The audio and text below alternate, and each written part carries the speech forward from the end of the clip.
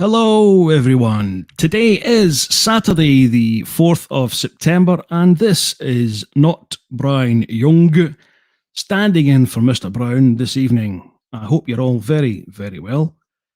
In pop culture news, Top Gun Maverick and Mission Impossible 7 have been delayed again, much to the dismay of fans, investors, and of course, wee Tom himself. It was announced that another old franchise will be resurrected and presumably put through the corporate meat grinder, namely The Rocketeer. Yes, the delightful 1991 caper is the latest movie to be caught in Disney's crosshairs and looks certain to be given a horrifying remake. And speaking of resurrection, an old tweet resurfaced on the twatosphere this week, prompting heated discourse over Superman. Should he be modernised for a new audience, or should he retain his values of truth, justice, and the American way? Amazon and Netflix dropped trailers for The Wheel of Time and Red Notice, both of which will be coming to streaming services in November. Brown's favourite month. I love November. The latter stars Ryan Reynolds, Gal Gadot, and The Rock in an action comedy movie, whereas Wheel of Time is the much anticipated adaptation of Robert Jordan's fantasy novels. Shang-Chi and the Legends of the Ten Rings was released to much fanfare this week. The Marvel Cinematic Universe's latest offering has received rave reviews from fans and critics alike. There's also early signs that the Dune reboot will do exactly the same. There won't be a recommends feature this week for obvious reasons. Instead, we have something special lined up in the form of a certain laser-eyed, round-headed writer-director. I'm sure you can guess who that is. Our movie discussion is Close Encounters of the Third Kind, which is very special to a couple of our esteemed guests. We have got a stellar panel tonight, well-behaved and entirely self-regulating, so let's get them on. Reni is running slightly late, but she'll be on later. So, without further ado, first up, he's the jester from Leicester, the channel's very own interior design specialist, novelist, Star Wars fan, and meme machine. It's Demon Scythe Swapshop. Oh, hello. How you doing? Not bad, not bad. Come to the right place, I see.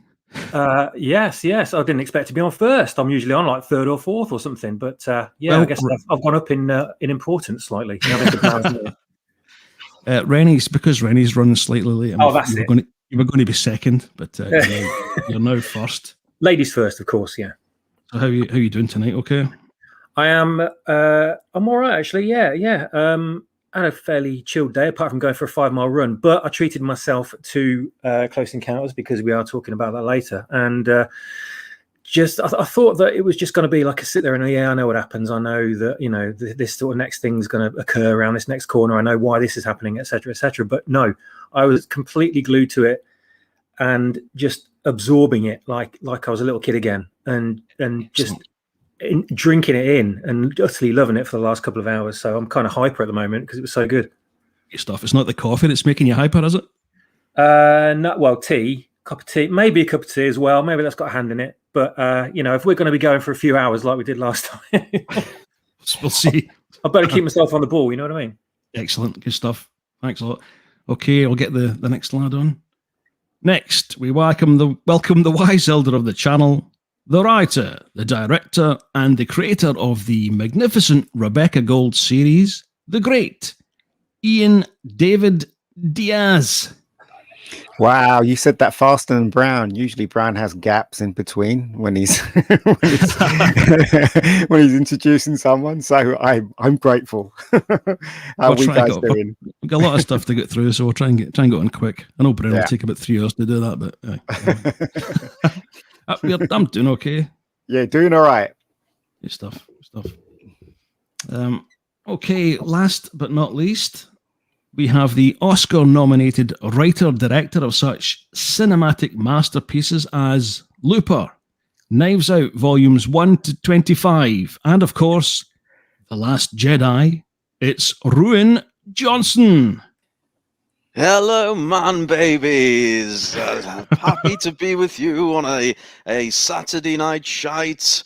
get together. I've got my beer, I've got my hot cup of soy, and I've got my draft script for my Star Wars trilogy. So yes, I'm ready to go. I believe we're talking about some bollocks Spielberg movie later on, so obviously I'll pick the bones out of that one. But yes, I'm very happy to be here. Thank you, Brian.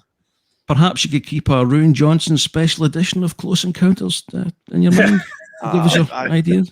I could certainly tell you how I would obviously improve the script and the include some more dynamic scenes. So yes, get ready for that breakdown later on. I'm not sure that the world could really take the extreme subversion of that movie, to be honest. But worse things have happened, like The Last Jedi. Well, as they always say, it's not perfect unless I've had my grubby little hands on it. So first draft, yeah. Righto, let's move along. As I say, Reni will be along shortly, hopefully quicker rather than later. Okay, doc. First up, Tam, not happy. He's not happy, is he? He's not a happy bunny. Well, we can blame him. Yeah, we can blame him. It's really funny because they did all this stuff to try and attract the the Chinese market, the Japanese market, whatever it is, and still they don't want this film over there. They've actually banned a lot of American movies. So because he changed the sign at the back of his jacket, didn't he, or something like that? Does anyone know about that? Did he? No. Yeah, the original jacket that he had in the first Top Gun, I think he had, is it a Korean sign or I can't what sign he had at the back, but they changed it. They changed the sign in it. So obviously because they were trying to court the Asian market, but the Asian people are basically concentrating on their films rather than the Americans. So there you go. Just thought I'd slip that in there. Bit of history. A bit of information.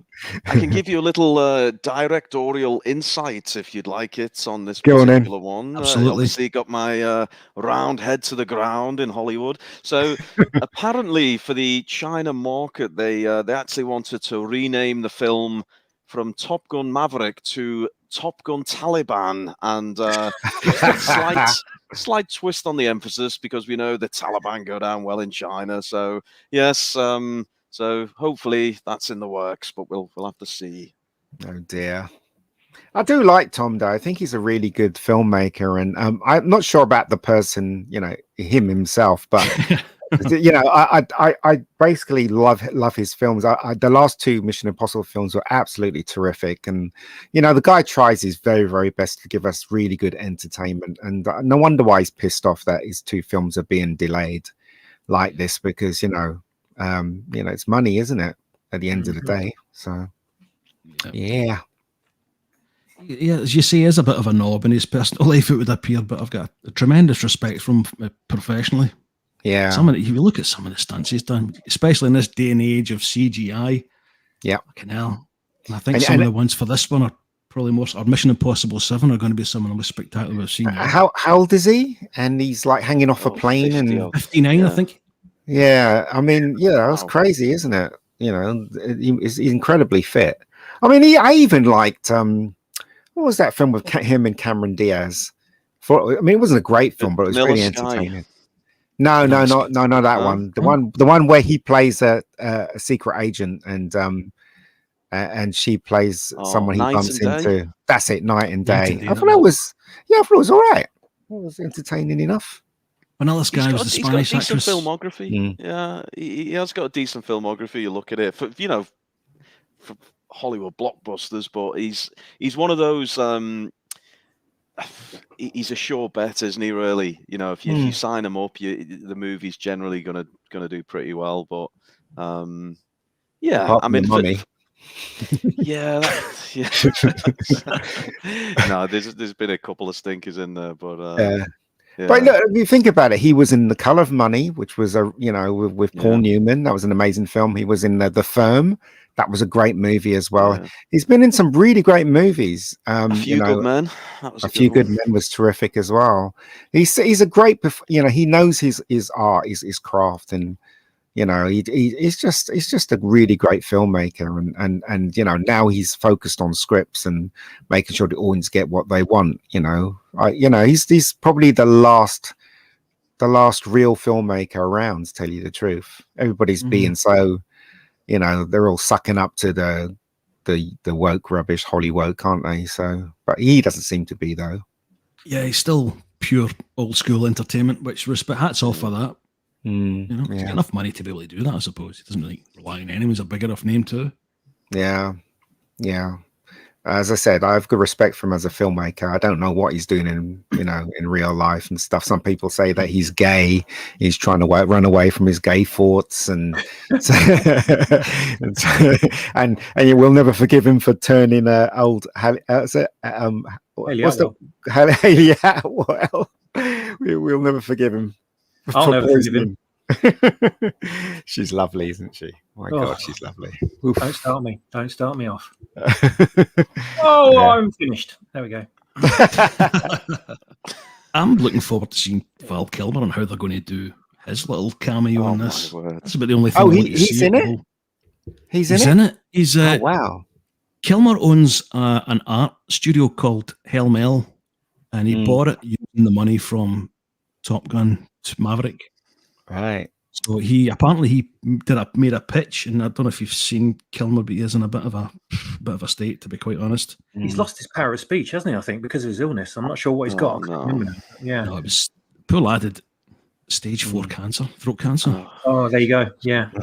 If you haven't seen I plug this every time I'm on. I think if you haven't seen his Val documentary, I would say it's a must watch if you're a Kilmer fan at all. But it is hard going at times, and it really tugs at the heartstrings.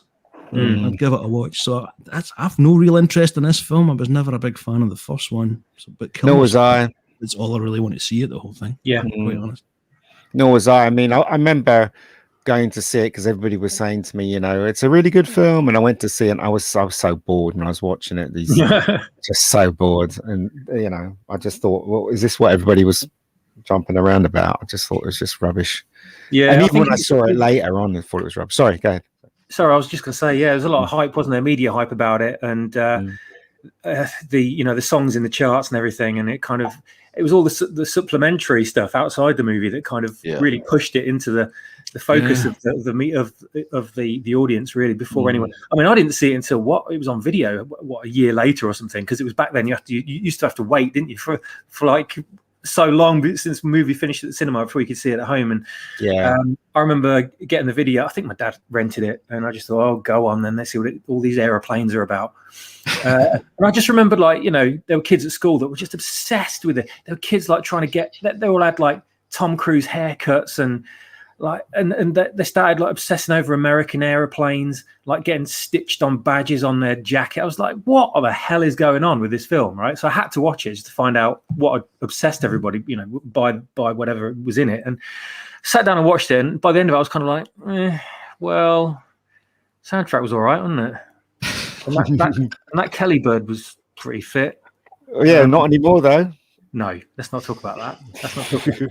No, that's a shame. That's a shame. It is a shame because they couldn't invite her back, could they? No, they probably couldn't get through the door. Anyway, but I just thought that even like the Sega Afterburner game from back in the day, you know, was based on this film as well. And I just loved it. I loved that game, and I thought, wow, this film has obviously had such a massive influence and a huge reach, because you can see all these video games everywhere, these other movies that came out like Iron Eagle and stuff, and it was kind of like this big trend in films at the time, even though it was sort of straight to video. There's so many films all about jets and jet fighters and stuff, about like kids leaving high school and jumping into an F-16 and fighting bad guys. What on earth what is happening now to the film industry? What's suddenly gone on after Top Gun that everyone now is a fighter pilot? Why has this suddenly happened? And there would be, I could just remember being at school and looking out the window of the classroom we were in, because we were like in a mobile classroom outside the school on the grounds. And every time a jet went over, all the boys used to run to one side of the classroom and stare out the window and go, oh, it's a tornado. It's like, oh my God, not again. I don't know what happened when this film, what year was that, 85 or something, 86? 86. Yeah. But it was kind of like ninjas becoming a phenomenon as well. And ninja stars getting thrown on the school bus and things like that. Just bizarre behaviour by kids, you know. That was Shinobi, I think, that kicked it off the game. Shinobi. Oh, there you go. Yeah, and all those sort of like American ninja movies and stuff. And geez, that was all around the same sort of time as well. You can blame films, you can blame Hollywood for brainwashing everybody. I think that's why we've got this woke tidal wave happening at the moment, because they know how influential their movies are and how they can just blanket influence everybody because of like things like this taking over like a cultural zeitgeist, you know. And I don't think they're quite going to get that with the next movie because it's not going to break ground like the first one did. But I liked Iron Eagle. I thought Iron Eagle was better than Top Gun. Yeah, it might have been, to be honest with you. Yeah. No, I remember watching it as a kid on VHS, and I'm thinking this is fantastic. Yeah. You know, I really liked it. But as I said, I saw Top Gun and I thought, nah. And then I saw Iron Eagle. I thought this is more adventurous. Eagle. I thought Top Gun was a bit soppy and appealed to women a bit too much for me. Well, there's another demographic who it appealed to, if you don't mind me saying. The one thing that struck me, obviously watching as a kid, you kind of, as you said, it's like, fighter planes and you know, motorbikes and it's awesome. But then when you rewatch it and you're a little bit older and you see that beach ball, topless beach ball. What is that all about? Boiled up, topless, and then just in case you didn't, you know, in case that wasn't enough. The next scene is then in the shower room. They got towels around them, and they can't, you know, they're kind of an inch apart, nose to nose, and it's like, oh my word, it's good. But the thing is, though, they wasn't doing it so that obviously what you're saying is that it's obviously gay people, homoerotic, you know what I mean? But the thing is that I don't think they were doing it with that in mind. I think they were doing it to show beefcake to the women. Yeah, you know, to attract the women. That's what they were doing. Yeah. But obviously today, with the way we think now, that's how we see it now. And it's really sad that we've gotten to this point where innocent stuff could be turned into something that's really horrible because of, you know, obviously what's happening today. It's crazy, isn't it? When you think about it. The wokies would have a field day with this movie, wouldn't they? They just watch. Yes, they would. Yeah. They're obviously all gay. Look at them. They're denying their homosexuality. They just have that constantly, wouldn't they? That's what the movie reviewers, if you can call them that, the critics in inverted commas, would all just have a field day with this film all over social media saying how gay it is and how many gay points the movie gets. You know how many gay moments there are in it. Matt, I was watching Ghostbusters today, okay, and do you remember that bit where Vecman is doing the test with the pretty girl and the two students? Right, you know, at the ending where because of today, I just thought, oh my God, he's disgusting. He's like a 40-year-old man trying to check up a 16-year-old girl. So true. Oh, it's so true. It's painful to watch it now, isn't it? But when you watch it, though, the first time you watch it, it never occurs to you that that's what's happening, isn't it? Yeah? I can go one better than that. If you ever watch some of the old Carry On stuff, Sid James, how old is Sid James cracking on to 15-year-old girls? He's fully 60 years old. But the thing is, though, that's different. That was everybody knew that was, you know, the postcard, you know, kind of jokes, wasn't it? But with Ghostbusters, it wasn't. It was like, you know, this guy is in his 40s. He's trying to chat up this 16-year-old girl, you know, just like, anyway. I digress. What time to be alive. Yeah. But they still had the best films, though, didn't they? Oh, yeah. Captain is Deckard, or Replicant Spock in the chat says, Top Gun, Afghanistan, yes! Do it, Tom! That's a good impression. Yeah. Are we done with Top Gun? I think, in more ways than one, yes, we are done with Top Gun. I think most of the potential audience could be as well at this point. Right? Well, just a very quick one before we finish. I've rewritten the script in conjunction with Joe Biden, and actually, what happens is America withdraw, leave all the airplanes behind, and the Taliban take over, and it's a very sad withdrawal. There we go. And Tom then just spends the rest of his existence on an island all alone, suckling on a Val Kilmer's saggy tits, and that's pretty much how it goes down. Is that the previous actress who he had a relationship in the film? Is she turned up on the island as well? She's just sort of lying there on some rocks, and he's yeah. Moving swiftly on. Moving swiftly on. Superman. Here we go. What's this? Here's this old tweet that was doing the rounds I mentioned during the shitey start monologue. What is this about? Is it about Black Superman, or is it about the what he stood for? What everything? I think the Black Superman is part of that discourse. Anything you want to say, lads, about this? Anyone want to read it out for me? Save my old vocal cords for the rest of the show. Demon? Okay, well, Forbes say, DC Films still doesn't know what to do with Superman. The studio reportedly is unsure how to make the character relevant to the modern audiences. Isn't that bollocks? Yeah, it's absolute bollocks. The thing is, though, Superman's timeless. He doesn't have to be relevant to today. He's never relevant. That wasn't the goal. It's like Star Wars. You don't make a legend relevant. If you make it relevant, you date it immediately. Also, right, Superman stands for truth, justice, and obviously the American way. And anybody tell me what's wrong with that? Right. Do you know what I mean? There's nothing wrong with that. It's not like he's going to worship Satan or something like that. Do you know what I mean? Patriotism's a bad word, isn't it? It's absolutely nothing wrong with that. And I don't see why you have to update him, because he doesn't need updating. Superman has always been Then again, I am boomer, aren't I? So Superman to me has always been he's the light and Batman is the dark, as far as I was concerned. But, the answer to this question is don't try and make it relevant to a modern audience. I mean, name me one film where they took a franchise, an established franchise, and said, right, how can we make this relevant to the modern audience? And it's worked out well. It just never does. No. He's from this alien planet Krypton. He has these superpowers. People want escapism. They don't want to see the modern day problems, the modern day world. They don't want to see. It really grinds my gears when I read shit like this. I was talking to my nephew today about it, and I was saying they're going to make Superman black, and he was saying, well, it doesn't matter if you make him black. I'll go and see it, and blah blah blah. And as far as I'm concerned, he is what's wrong with entertainment. Right. If people think that way, then they have no respect for the material. And I said to him, it's like because obviously my nephew's a huge fan of Arsenal. I say it's like people coming in and retconning Arsenal and making them all women or something, or making them all don't have any legs or some nonsense like that.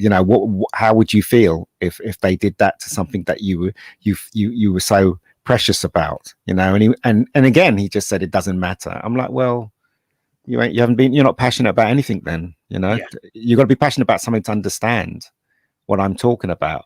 But then, you know what, kids learn as they get older, so leave them to it, innit? That's all I can say. Agree. Yeah Okay, I think moving on swiftly. Superman. What's next? Almost exactly the same thing all over again. My lord. What kind of fresh hell is this? Didn't we just leave this party? What's that? Didn't we just leave this party? Yeah. The thing is, though, isn't Rocketeer during World War I or two? Two. Two. Okay. Yeah. So I don't know about this. Sorry, go ahead. Yeah, they fight on top of a. Is it one of the Zeppelin? Led Zeppelin. Yeah, that's it. Yeah. Led Zeppelin. Yeah.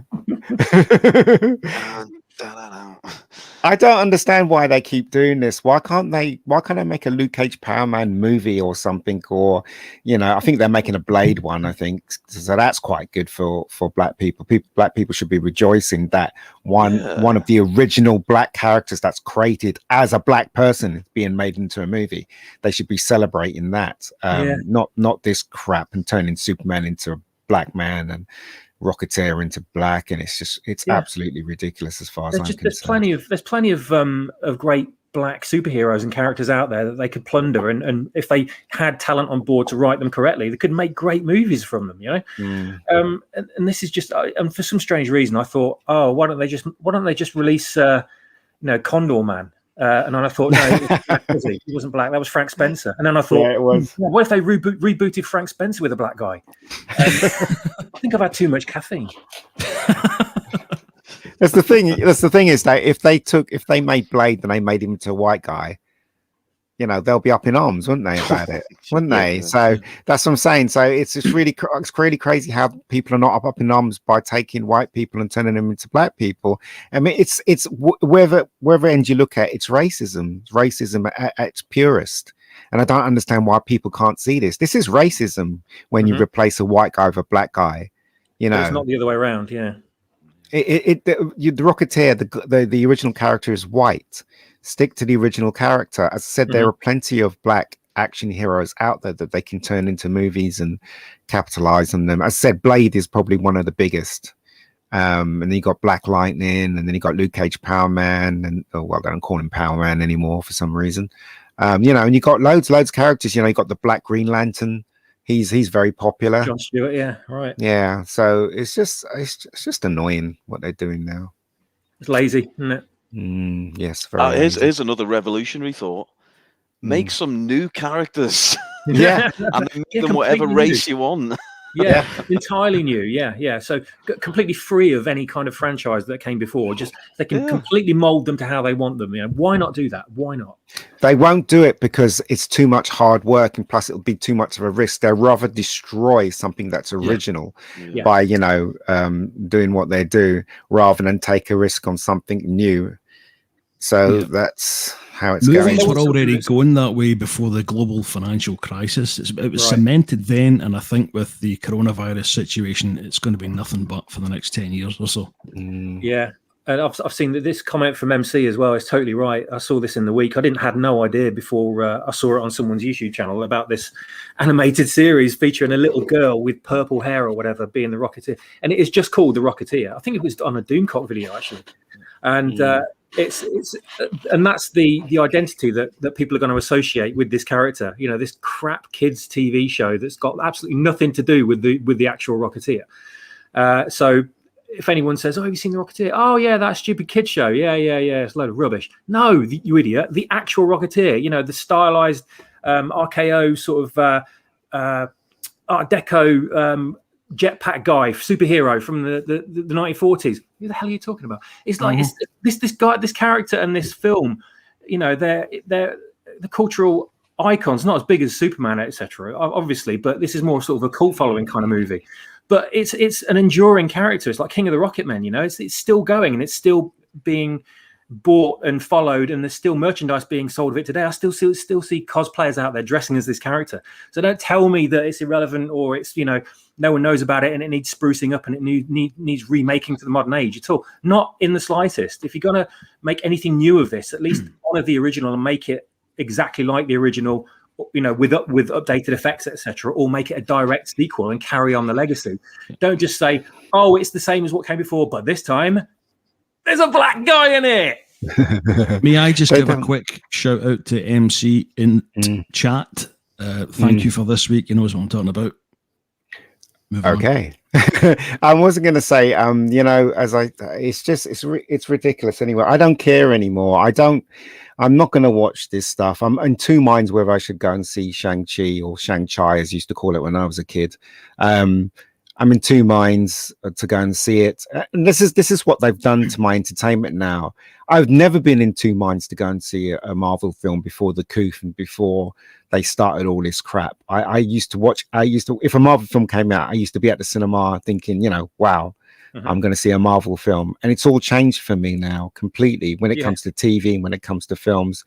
If I sniff woke, if I sniff, you know, anything that doesn't make any sense to me, I'm out there. I'd rather watch an 80s movie. You know, I don't that's even have the to thing. sniff it anymore. I can honestly, if anything comes out now, and I just assume it's already woke. I assume it's already got a layer of wokeness to it. It's the question is whether how much that wokeness is saturated throughout the entire movie. So I just think it's going to be woke. I know it's going to be woke. I'll just read the reviews and kind of make up my mind out of everything that everyone says. and try and piece together exactly how woke it is. Like, reviewers now just need to have like an icon on the screen with like a scale of 1 to 10 about how woke the film is, and just get it over in a couple of minutes, then we can move on. You know what we need? There's a sorry, Brian. We need it's crying out for some kind of crazy parody of all this woke shit, a little bit like Team America did. You remember that one? It's absolutely crying out for it, because I know, I mean, the four of us sit here and we talk this way and we interact with lots of other people who probably feel the same. I think there's a bloody millions and millions and millions of people who are just fed up with this tosh. And if someone was bold enough and brave enough to come out and do a full-on parody of all this shit, I think it'd go down a storm. I would love to do it. I'd love to be involved in a production like that really parodies it on all fronts, and really kind of shames the whole thing. And it would be amazing if it was such a massive hit that Hollywood and these people sort of forcing this movement into entertainment would just have to take a look at themselves, go, guys, we're done. We can't do this anymore. We just never get to that point. Happen. I wish it would, though. I wish it would. I would get Andrew Doyle, the runner of the Titanium McGrath account, and heavily involved, because he knows his stuff inside out, and he is absolutely brilliant with us. That would be a good idea.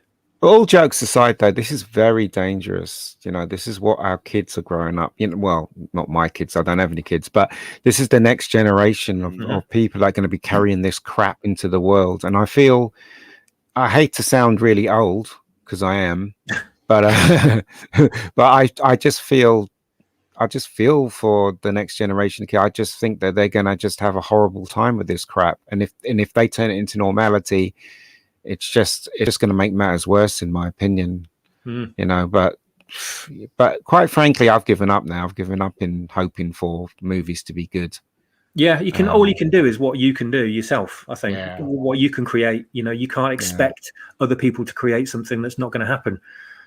You know what needs to be out there, and all you can do is kind of have a hand in trying to create something and actually put it in front of audiences, rather than, I mean, everyone can complain about what's going on. Everyone can sit there and poke fun and criticize, but where's the positive movement from all that? What we need to do is actually just be creative of these new things that negate the woke movement, that go against it. And I think if enough people did that, and enough people with talent and the resources behind them to do it, I think we could push back. But it's just mobilizing, isn't it, really? You can't push back, and they're in charge. These people are making these changes. They're in charge, and everybody in Hollywood, or as I call it, Hollywoke, they're all scared of losing their jobs and scared of losing their standing in Hollywood, and that's why this thing keeps going. But I think the only people that can stop them really is us, the fans. We could stop watching this shit. We could leave it, but as I said, you've got people like my nephew who doesn't think much. He thinks that it's progress. Yes, it is progress, but in a bad way. Just like burning books in World War II was progress. You know what I mean? So it's not very good progress at all. No. What I would like to know is how would Ruin Johnson reboot The Rocketeer? Well, first of all, I was going to say, don't worry, boys. Knives Out 2 is coming along soon, and that will surely satisfy all your needs. But let me see, what would Ruin Johnson do with The Rocketeer? Well, firstly, obviously need to recast him, and let me see. I always have my notepad to hand, so let me come up with some casting ideas. If you'd just give me a moment while I pull this out of my arse. Let's see. Okay. First of all, we need a strong female lead, someone who's respected and someone who, really speaks truth and lives her truth and is very popular. So I'm thinking Amber Heard. We're going with Amber Heard as the female lead. Okay. Next up, we need a more prestigious male actor, an older male, someone who's got a fantastic catalogue of movies, someone really, we want to avoid any controversy. I know he's available. Kevin Spacey. Kevin Spacey. Then we need another female, because obviously you always need the females. I'm thinking someone with great range, emotional depth. I know where this is going. Someone who can really, really bring that kind of emotion to a scene. And it's Brie Larson. We're going with Brie Larson. Well, and then, I thought it was going to be Daisy Ridley there, but you subverted my expectation. I subverted your expectation. Next up, we need someone who's a very clean-cut character, someone who can bring a bit of charisma, someone who's not going to fall to pieces on sets. And so I'm thinking for this one, Charlie Sheen. He's a reliable chap. And finally, the Rocketeer himself. Obviously, looking at my cast list, it's all very white, although I do have male and female and so on. But for the Rocketeer himself, I want someone who is a worldwide name, a superstar. Everyone knows his name around the world. He's not worked in quite some time, but reasons for that. But he'd be perfect for it. He's a powerful man of color. Oh no! O.J. Simpson. We're going with O.J. Simpson as the. It's either him or Bill Cosby, wasn't it? Really. So there we go. I've recast it. You're welcome, man, babies. I thought you were going to put someone, really slim in it, like Queen Latifah plays the Rocketeer. You know what I mean? That kind of thing. But hey, Perfect. Oh dear. Moving on. Yeah. Right, let's get through this one quickly because I think we've covered the same kind of stuff over and over again. I think we're going to have the same bit. Any of you watched this trailer? I did see the trailer. Yeah, I saw it.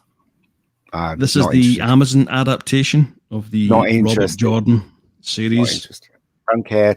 Just looks woke as hell. All the men are going to be slapped down. They're going to be told they're not as good as their sisters and their mothers and their girlfriends. I think you'll know play out. Usual crap. Yeah, it should really be called The Women of Time. It's just. I think if you watch that 2-minute trailer, you've seen the whole series. It's yeah. Every male character is just incidental in the background. That's right. Yep. Yeah. The irony is, the actual source material apparently isn't that woke. It has, the author actually died in 2007, so before a lot of this kind of revolt happened. But for some reason, there is a matriarchal society / kind of protectors that are there. But writing on that as soon as Amazon or Netflix or whoever it is that's doing it these days gets a hold of it, then the first story that they pick is that women great, men bollocks. So it's the same thing as why I don't think we'll subvert our expectations, but we'll see. Sorry, Damon. I was just going to say, sorry. It's the same thing as Why the Last Man, which is the TV series adaptation of the graphic novel, and the long-running comic series from over the last decade, which is all about the last man on Earth, and everyone's women in it. So you can imagine how that's going to go. I think that's adapted by Amazon as well. So I dread to think how they're going to go with that one. But it's a similar situation with this when they take a property that's like predominantly female cast, and they just think, right, that's it. Let's woke it up, fellas. Yeah, it's true, because they did that with Coming to America, didn't they? So Coming to America 2 came out, and really, if you look at that film very carefully, it was all about the women in that film, totally. Mm-hmm. And suddenly Prince Hakeem was this big pussy in the film. Do you know what I mean? He was absolutely weak. He wasn't the strong character that we saw in the first movie. Mm-hmm. And I hear that they're going to make Beverly Hills Cop another Beverly Hills Cop, because obviously Come to America, they deemed that as a success, even though it was an awful film. So you can guess what they're going to do to Axel Foley in that film. You know, he's going to have a sister and she's going to be better, or a girlfriend and she's going to be better. You know, he's partnered up with one of a daughter from one of the other characters or something. Yeah. So there you go. So you know what's going to happen. Putting bananas up his tailpipe. Yeah. So I look forward to that one when it comes. I was just going to say, Iron Wolf just said, made an observation about this image, and it is very Game of Thrones, isn't it? Yeah, so they're all going for that. They're trying to get that dollar. That's what kind of piqued my interest, first of all. And then the more I read about it, I thought, they're going to do a number on this. Yep. Well, they have. You can see by the trailer they have. So it's going to be completely woke. And, as I said, I won't be watching All Right the enough. shows that I love, right? They're woken it up. Like Yeah. I love The Boys, and then season 2, it Yeah. was kind of Ah, you know, exactly. Yeah, the first season was brilliant. Second season, yeah, Bit of a bait and switch, bollocks. isn't it? Yeah, it was. It was. Well, actually, I it think- wasn't too bad. It was just you can see it coming. Do you know? Yeah. So. Yeah. Well, you can these days, can't you? You'd have to be psychic, really. Right, enough of the bollocks. I think we'll move on to the next bit. Sorry, Ryan. No, I was just going to say, Ryan there, Anthony. Don't dox me. I just noticed in the chat, Iron Wolf, hello to Iron Wolf, you man baby, and all the other man babies in the chat. I noticed that Iron Wolf said earlier on, what language are these guys speaking? I can't understand them. It's Queen's English, Iron Wolf, you absolute... Oh, Get with it, you Philistine. I mean, we have got one rather rough Scot in the party today, but otherwise, Queen's English, educate yourself, you holiest. I don't know. Oh, a bunch of queens. Oh dear. I can't understand a single thing these guys are saying. These goddamn limeys for crying out. Why did I get the goddamn link to this stream? Why aren't they speaking American? Talk about timing, as Mr. Brown would say, secret of comedy. You know what it is, don't you? Yeah. Then wait 10 minutes. Yeah. Yeah. Timing. Is she coming? Yeah, she is. It's a shame I've thrown out the sheet that was given my introduction, but anyway, here we go. She's coming. She's coming. She's coming. The wheel of timing. Oh. Hi. Well, I mean, she's about as punctual as Gary from Nerderotic. Yeah. Let's get her on, shall we? She's the princess of Xanadu, but she's the queen of this channel.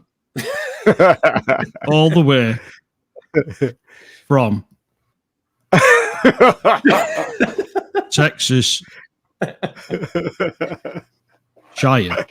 It's Reni. Hey guys, I heard that joke, Ian. I'm gonna totally kick your ass. No, I don't know if you guys know, but I'm out in the boondocks visiting my parental units, so I just wanted to give them a little time and consideration for a minute because they had a couple of plans for the weekend. So, and then the Wi-Fi can be a little bit spotty out here, but apparently it's better than mine at home in the city. So what does that tell you? Reni, thank you so much for making it. I know your circumstances right now are testing, to say the least. Your timing tonight is perfection. Because next up... Oh, and I have to do some introductions, sorry. Oh, yeah. Ruin, Reni, Ruin. Hello, Reni, man baby. How are you? Hello, Ruin Johnson. Nice to finally meet you.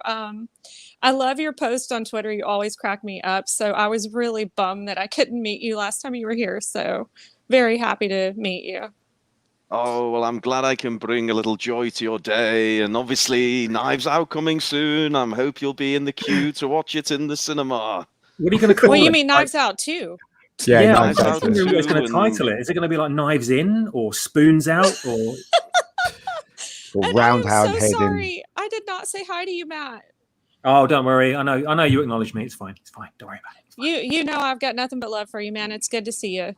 So yeah, it's I'll get you back. I'll conjure up another song for you to recite later on. So. Oh no, you better not. I owe you one for that. Yeah, you do. Okay, it's up to you guys how you want to do this. It was going to be Reni on her own, and then I didn't think Reni was going to appear. It was going to be Demon versus MegaGeek. So it's up to you. Do you want to do it on your own, Reni, or will we have everyone? Let's have a three-way head-to-head. Oh no! So I got here just in time for the Man Baby Challenge. I am so excited. That is awesome. Okay.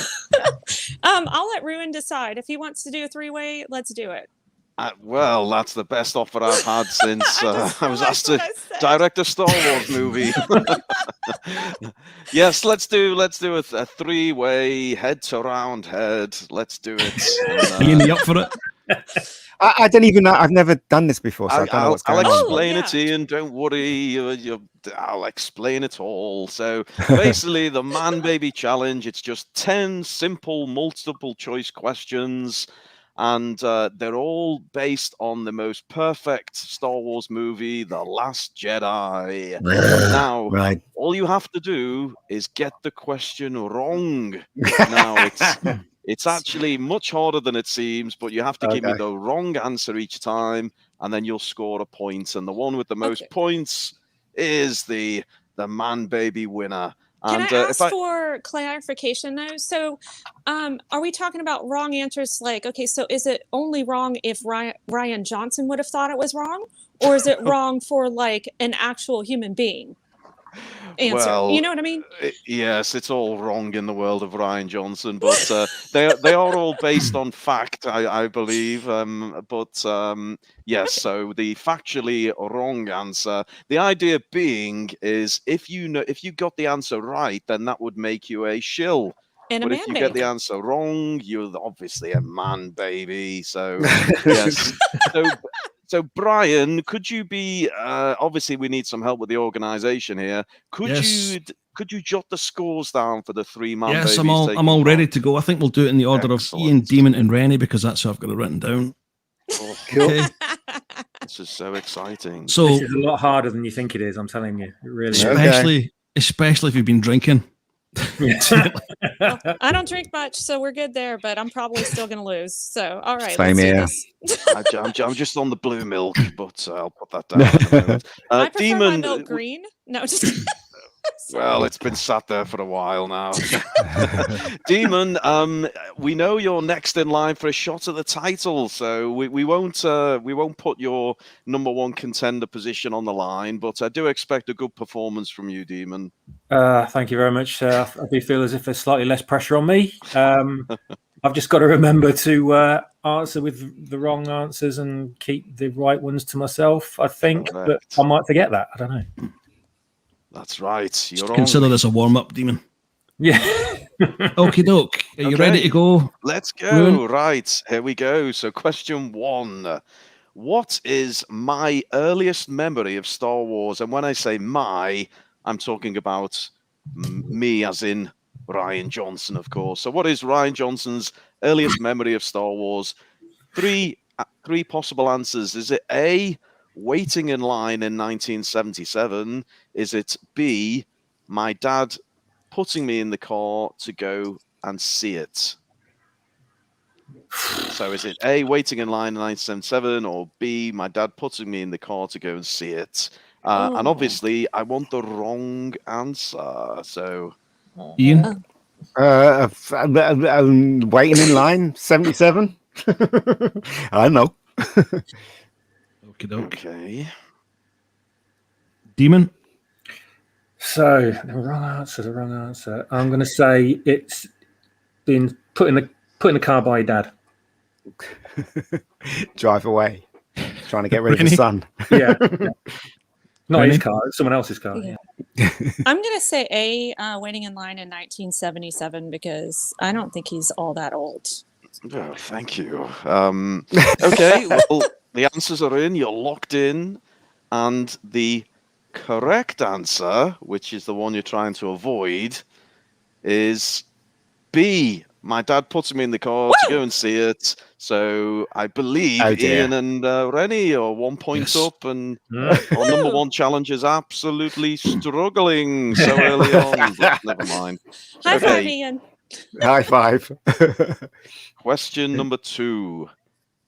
Name the person who said the following. It's a quote, so here we go. The Force Awakens was the beginning of something quite solid. The Last Jedi, if I'm being honest, I'd say that was a bit iffy for me. So, who said that quote? Was it A, John Boyega, or B, Andy Serkis? Same order, Brian? I would go for Boyega. I'd go for him. Okay. Demon? I'm going to say John Boyega. John Boy. Yeah. Reni? Reni? I'm gonna go with Andy Serkis. Okay, the answers are in. The answers are locked. Oh dear. The correct answer, which you're trying to avoid, is John Boyega. So Woo! Reni gets the point with Andy Serkis. This Damn is it, exciting. Janet. I was trying to send you the vibes, Ian. I knew that answer. Right. I actually knew that answer. Reni doing a Ray Skywalker with a perfect score so far. It's so Oh, exciting. I hate you. Okay, number 3. Who replaced Kenny Baker as R2-D2 in The Last Jedi? Was it A, Jimmy V, or was it B, Warwick Davis? Ian? Warwick Davis? I don't know. I don't know. That'd be Demon? my answer. I'm going to say Warwick Davis as well. Rennie, if you get this right, then you're a Mary Sue. I hate you. I'm gonna also go with Warwick Davis. Okay, we're all gone the same with this one, and the correct answer is Jimmy V. So points all around. Full Well house. done. I knew You're that all- one too. Yes. But why you're did all they need right anyone on in that. R2 anyway? Yeah. They've got Yeah. the technology to make it move without Yeah. anyone in it now, haven't they?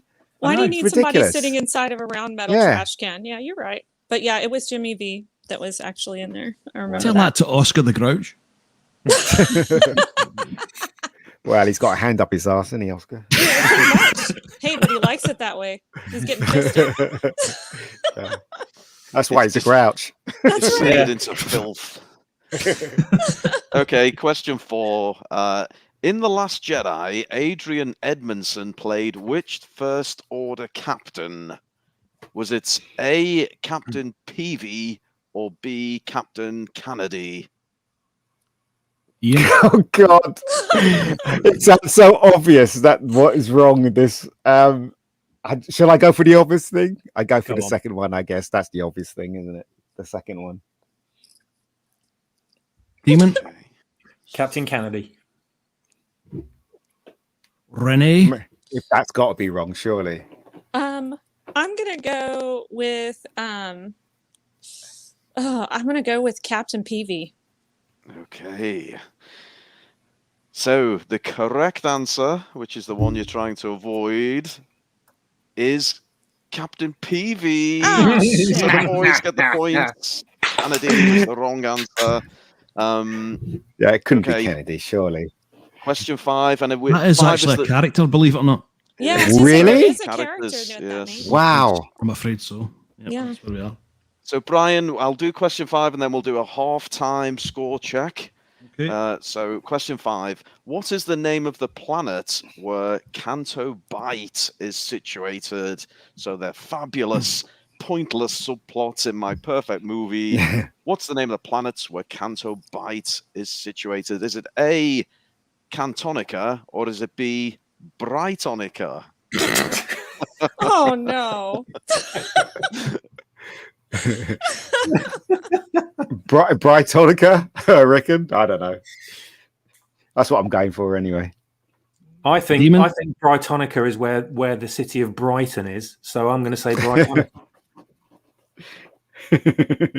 Reni?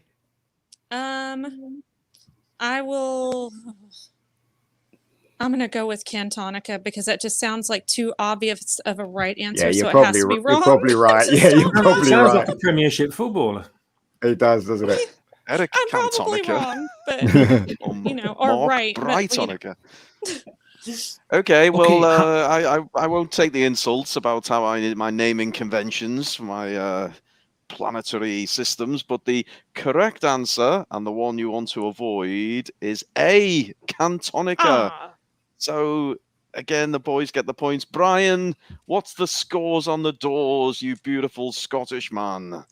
These halftime scores are Ian 4, Demon 3, Reni A 3. Ooh. Oh, day. Ooh, Very dear. close. You're in danger of winning this, mate. Oh God, no! I don't want to win. I just don't It's want to. ironic because after every answer, Ian says, "Oh, I have no idea," but there we go, and he's Yeah, he bloody does, yeah. winning. Okay, question 6. Come on, anyone can win. The scene featuring an ironing droid, my personal favourite, was a homage to which Star Wars parody? Was it A, Hardware Wars, or B, Software Wars? Ian? Oh Jesus! Software Wars. I don't know. I really don't know. Seriously. That's your magic trick. You just say, I don't know. And you know I it's going just to be don't right. know. No. Damon? Well, The Last Jedi made me soft, so I'm going to say Software Wars. Reni? I guess I will go with Hardware Wars. Oh, okay. Looking in the chat, lots of people choosing different options. So here we go. The correct answer, the one you're trying to avoid, is Hardware Wars. Oh, damn it. So Oh, if you God. said Software Wars, you get the point. Well done. Oh dear. Yeah, not doing so well. Okay, that's okay. Plenty of points left. Here we go. Question 7. Creative effects supervisor Neil Scanlon described one of the Acto Island caretakers as matronly, but to which actress did he compare her? Was it A, Hattie Jacks, or B, Margaret Rutherford? Were they in the film? No, just a rather bland Only in spirit. comparison he made. Oh right, okay. I don't know. I'll go for number one. Wherever number one was. What was number one? Hattie Jacks? Hattie Yeah, I'll go Jacks. for that one. I guess. It's not like Ian to not know the answer to one of these. I don't know any of the answers. Seriously. Demon? Matronly. Matronly. I'd go for the one that's not Hattie Jakes. Margaret Jacks. Rutherford. Yeah, that's the one. Reni? I'm gonna go for B. I have no idea. Option B, you have no idea. Okay. Margaret Rutherford. So the correct Good point. answer, and the one you're trying to avoid, is Margaret Rutherford Oh, B. son of a... It's like watching The Last Jedi. It's so goddamn frustrating, Yes. disappointing, and non-rewarding. Okay, question 8. Brian, quick score update, Brian, if we could, as we go into the last 3. Ian Got us has 3 more. 6. Oof. Demon has 4. Reni has 3. Okay. Okay. The just tension's don't know slightly what's gone now. worse. We've got a clear What a leader, but disaster. never mind. What a disaster. Okay. Ian, can we try something? Just humor me. Regardless of whether you know this question or not, can you just say, oh, I absolutely know this one, and then give us the answer? It's just a little Okay. scientific experiment. Okay, All right, okay. Good. Okay. Question 8. What is the name of the ground vehicles used by the First Order to position their siege cannon outside the Resistance base on Hoth? Crate. Is it A, the Guerrilla Walker, or is it B, the Tug Walker? Oh God, I know this one. He knows it. I'll go for the gorilla one because that sounds so stupid, doesn't it? I go for the gorilla one. Demon? I didn't hear what the other one was. It sounded like Talker Walker. I don't know what it was. Talker Walker is probably Tug right. Walker. I'm going for that one. Yeah. Reni? I'm gonna go for Gorilla Walker because that seriously just can't be the right answer. It probably So, is. I The know. correct answer, rather incredibly, is Tug Walker. So well done if you said a Gorilla Walker. The Question Gorilla number- Walker Never heard of actually that. does exist. It's called an AT-M6, whereas the That's the Tug one. Walker is an AT-HH. Good Lord. Well, I'm glad I Bloody don't hell. know that about the Tosh. last one. Okay, number 9. let's wrap this up. How long does it take for the Praetorian Guards? For those of you who can't remember, that's the red chaps who guarded Snoke. So how long does it take for the Praetorian Guards to react after Snoke is impaled by Kylo Ren? Is it A, 7 seconds, or B, 13 seconds? I know this one. it's 13 seconds, I reckon. Yeah, right. Demon? Okay. Yeah, same 13. Reni? We're probably I'll right. go with 13 as well. I better not be Oh. right. Okay, full house. You've all said 13, and 13 is the correct answer. So none of you scored. Damn it, Janet. Unbelievable. Can you believe 13 seconds? That's ridiculous. Oh my his god. loyal, That's how bad the skilled film is. guard stood there for a whole 13 goddamn seconds before they did anything? Absolutely ridiculous. Okay, never mind. And finally, question 10. Here we go. During her introduction by Commander D'Assi, I hope I've pronounced that right. I come up with this stupid name, but just to remind everyone, also known as Commander Big Nose Lesbian, just how we refer to her on set. So during her introduction by Commander D'Assi, the name of Holdo's cruiser is mentioned, but what is it called? Do you know this one, Ian? Interested? I'm just interested. No, I don't know this one. Okay. Okay. Is it A, the Ninka? Or is it B, the Bumpka? Oh, fuck. Oh dear. Now, bear in mind, it's Ryan Johnson we're dealing with here, people. So, Oh my god. I really know this one. It's got to be the second one, right? Whoever the second one was. What was the second one again? the Bumpka. The Bumpka. Demon? I don't care. I'm gonna go for the one that sounds like a Jamaican Jamaican insult. I'm gonna say bumker. Oh, the Bumpka. I didn't know whether it was the Ninka or the Bumpka. I don't know which insult you're thinking of. Reni? I will go with option B as well. I mean, they're both dumb, but B sounds like a bum, and surely you wouldn't be that stupid to call something a bum. But you know, Well, we have plenty of tits in The Last Jedi. I mean, why No, not that's throw an true. arse in That's there as true. well? So, okay, the correct answer. It was A, the Ninka. Yay! So Cool. some Nice. points scored. So Brian, give us the final scores and the winner, if you would. In second place for shill of this game and for the shill of The Last Jedi, horrendously, is a joint tie between Demon and Reni on 5. Oh, you absolute chills. Can't believe I won this crap. Yeah. Our thermonuclear grade man baby is Oh, dear. MegaGeek himself, Ian David Diaz on 8. God almighty. Congratulations. God almighty. Well done. Do I Certified get man, tick- baby. Do I get tickets to Star Wars World? You get, Galaxy's Edge you are get on the way. VIP tickets to Galaxy's Edge with a stopover at Ryan Johnson's personal hotel room. God, no. Bring the oil, Ian. You get a signed centerfold of Kathleen Kennedy. Okay. Oh, no. Oh, no. Oh, no. Suckle on that, Ian. Thanks, mate. Oh, God. I feel like if Okey-doke. your score is 5, then you're halfway between a shill and a man baby. That's That's just really true, actually. It could go either way. Yes.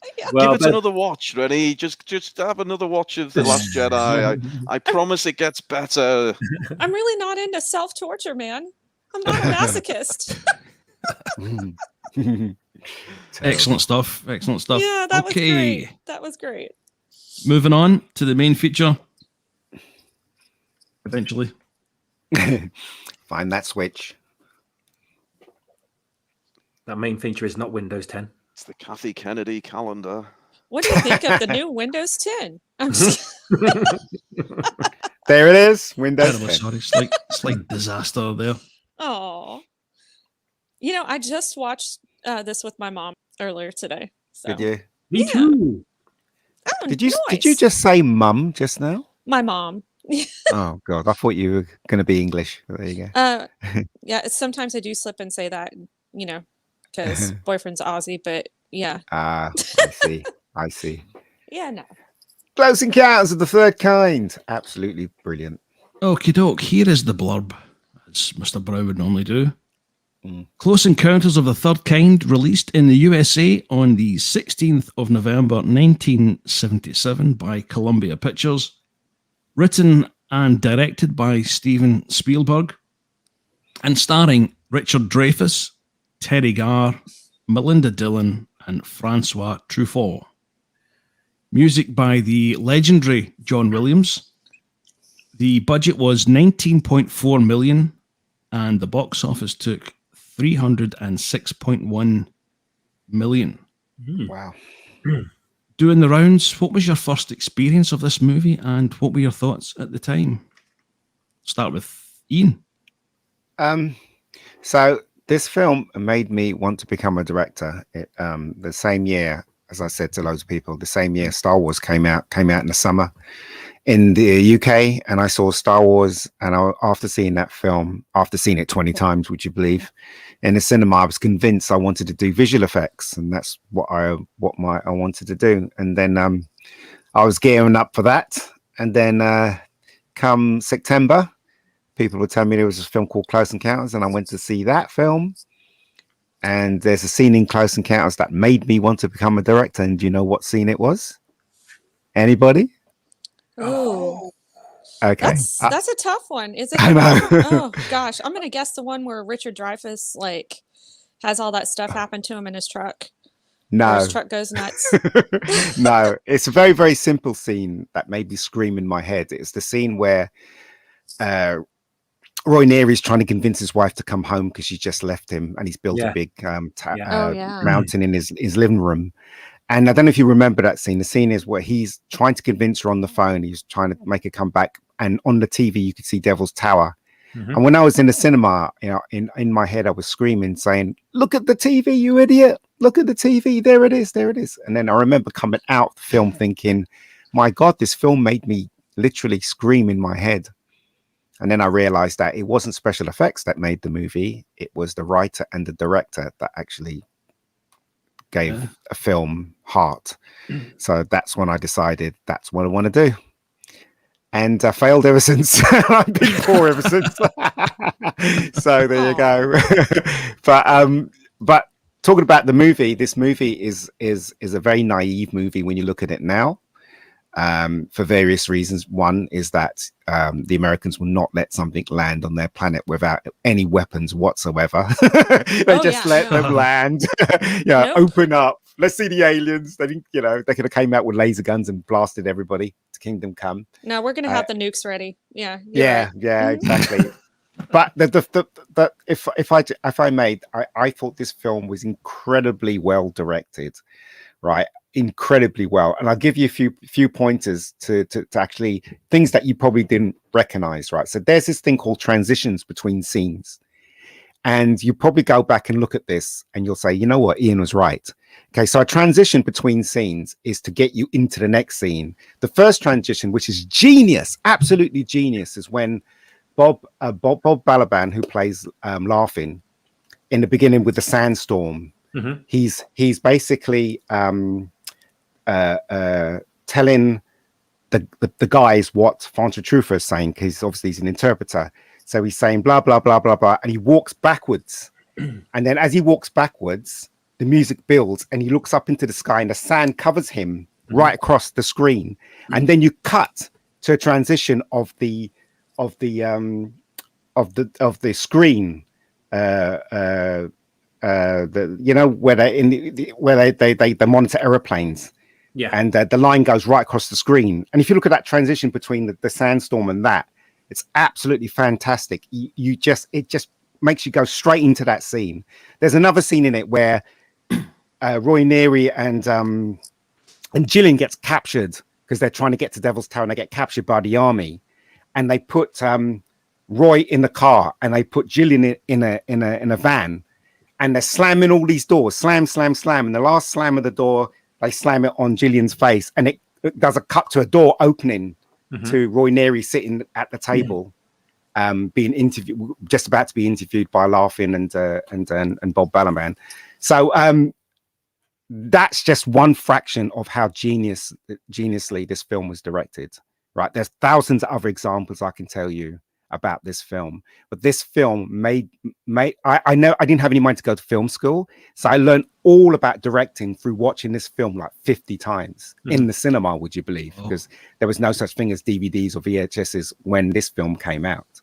So I just watched and watched and learned from this film about transitions and acting and directing and stuff, and books. I got loads of books on this film. I know this film like the back of my hand. But looking back at it as a filmmaker now, the film is very, very naive, and I can see the mistakes that Spielberg made, and even he admits the mistakes that he made, and it concurs to what I feel when I watch this movie now. But I would honestly, truly say that this film is still a brilliant movie, and I adore it. And that's where I'll stop. Nice. Reni?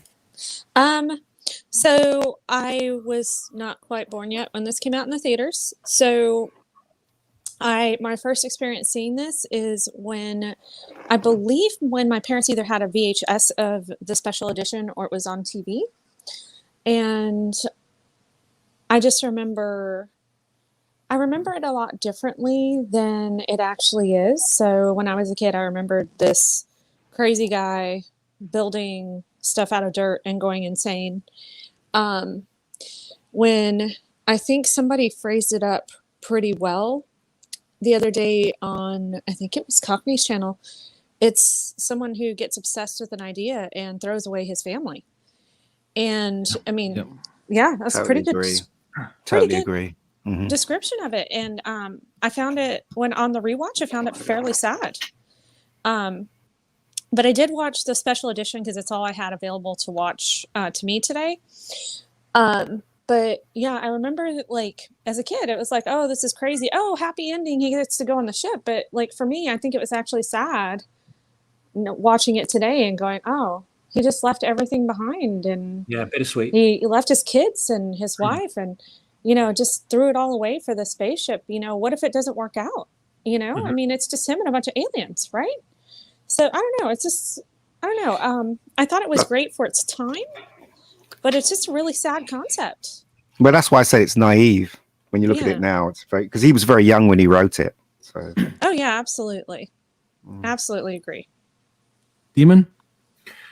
Yeah, I did think that when I was watching it again, actually, how it was kind of bittersweet. And I thought that the marital state and how it broke down was a little bit jarring when on the rewatch. When I was little, I didn't really think much of it at all because you don't really see it as from an adult perspective. But it made me question certain things about myself, which you don't have as a child when you're watching it. It made me think, how would I act in his situation? Would I become obsessed as well? Because, I'm pretty much into that whole thing. And if I actually did have that kind of encounter and it affected me like that, and my brain got affected and I had this kind of installed image, this compulsion that I had to follow to, and abandon all other concerns in my life to do it, to follow it, would I do what he did? Or would my family be to me the most important thing? And I'd like to say, my family would be the most important thing. That would be the thing that would win over. But in a situation like that, I mean, even though it's fictional, you don't quite know unless you're in that situation, because you don't know what he was programmed to buy when it had the light shone on him. Something was implanted in his brain and he didn't quite know what it was or couldn't figure it out. As the film goes on, you figure out that it's the invitation to go to this particular place. And it obviously affected him with more compulsion than it did most other people, because he went the extra mile to try and fulfill this kind of ambition that had arisen in him, and every other concern in his life fell by the wayside. So I don't know if that's a detriment to his personality as a character, or that he's just like what we would say an autistic person would be today, where they have to address the foremost thing in their mind without considering anything else. They have to follow a compulsory imperative. So it made me watch it in a completely different perspective, and I was sitting there, and it did. And that was kind of the voice going on in my head as the relationship was breaking down throughout the movie. And I was thinking, yeah, but remember when you were 4, when you saw this, you just wanted the wonderment, and you know that you would be just running over that hill to go and like find the aliens. And then I thought, but would I though? Would I? He's got the perfect family, he's got this wonderful wife, and he's got these great little kids, and he's got the kind of the picket fence suburban dream. But the question there, I think, is that, and it's valid, that's raised, is what would happen to somebody. We don't know what that program is. We don't know what they put in his head. You can't really say that he would pick his family. It wasn't necessarily his thoughts, his thoughts that were guiding him anymore. It was like something else that was guiding him. So I don't blame the character for doing that, if you like. I think that's partly what the film's all about. Is I read the write-up of it, and it said this man's obsession with his sighting and his experience, and I'm not sure if it was technically his obsession. I think he'd been taken over in a way, and he was doing things against his will. But he kind of just went along with it and didn't really resist, admittedly. But I did think that bit was sad. Like, both Ian and Reni said, when he was in his lounge and the Devil's Tower replica he'd built, what was making me laugh was before he was doing that, he was throwing all the materials to make this big model through his kitchen window. And I don't remember seeing that bit at all. And I was kind of like, oh my God, look at all the neighbors. There's the local neighbors standing there, these 2 women with the 1940s, 1950s bouffant hairstyles, all that. Everyone's just standing in the street, watching him. I'm feeling really embarrassed for him, but he doesn't give a damn. And he's just grabbing all these plants and throwing them through the window, and all this dirt, he's like shoveling it through the face palming, and you're just going, oh my God, this is terrible. What must his family think right now? His missus, poor missus. Back when I was a kid, I was just thinking, oh, get with it, lady. You don't know what the aliens are like. And now I'm looking at it thinking, oh, God, I really feel for this woman. All she wants is, and when she follows him out into the night he has the experience, she follows him out onto that hill, and she sort of treats it like a romantic moment. And she wants that experience back with her husband. She wants to have him intimate again, because obviously he's become distant. You can see that in various scenes leading up to that point. And she sort of kisses him and stuff, and the whole time it's supposed to be this romantic, intimate moment. He's like looking up into the sky and looking away, and he's kissing her just to sort of please her, but really his mind is elsewhere, and he's looking for these aliens. He's looking for this another experience, and it's great foreshadowing. I love that. But the whole thing it shows the degree of his obsession, the breakdown of the relationship and losing the job, etc. Yeah, right from the start. You're right, and it's almost like his life was he was waiting for something like this to come along and break the mundanity of suburban life. That he'd sort of maybe got in a bit of a rut with subliminally. But the bit when he's chucking all the materials in through his kitchen window, and he's all like get full in the sink, and all these bricks that's been thrown in and stuff. I was just thinking, and I can't believe I never thought it before. It was like, why don't you just build it in your garden, mate? Well, the thing is, though, Spielberg even admitted that when he looks back at the film itself, he says that he's a bit of ashamed that he wrote that, because now he has a family, he would never abandon his family. Yeah, and he did say that. Yeah, he did say that. Now this just goes to show that how young Spielberg was when he thought of this, because he was obsessed with UFOs, and he actually believed his whole idea about UFOs now has completely changed. But at the time, he totally believed that that UFOs, and most of them were real and stuff like that. And he met Alan J. Hynek, who was part of Project Blue Book, I think, when he was younger, and he filled them in. And in fact, the title "Close Encounters of the Third Kind" comes from Alec J. Hynek, and Alec J. Hynek was kind enough to let him use that title because he actually coined it in his book. So, but that's the thing, you see. That's why I say the film's very naive when I look at it. I still adore the film completely, because it was written from Spielberg's heart, his love of mystery and family and stuff like that. But obviously he didn't think it through. I don't believe it was the aliens put anything in his head at all. The only thing the aliens put in his head was where to meet. That was it. But it was his decision to get onto the mothership. So, yeah. It's very naive. And Spielberg said if he was writing it today, he would never let him get into the mothership because he has a family. So there you go. Um, Can I ask a question, if I could, to the panel? So, full disclosure, I've not seen this movie. I said it when we were chatting before we came live, but I was just interested just to hear what everyone else made of it, and I definitely will catch up with it later on. But I did read something in a book about Steven Spielberg, and he actually said one of the hardest things he's ever had to do in his whole career was editing the last half hour of this movie. Yes. Oh, So wow. I'm really interested to know, because obviously you guys have all seen it. What are your thoughts on what made that? I mean, he's done so many films, but what about this last half hour would have been such a tough job for him? Go on, Ian. Well, there's. Well, it depends on which version you watch. Yeah. Well, yeah. Yeah. If you watch it, I always refer to the original version. I saw the original version recently because of this.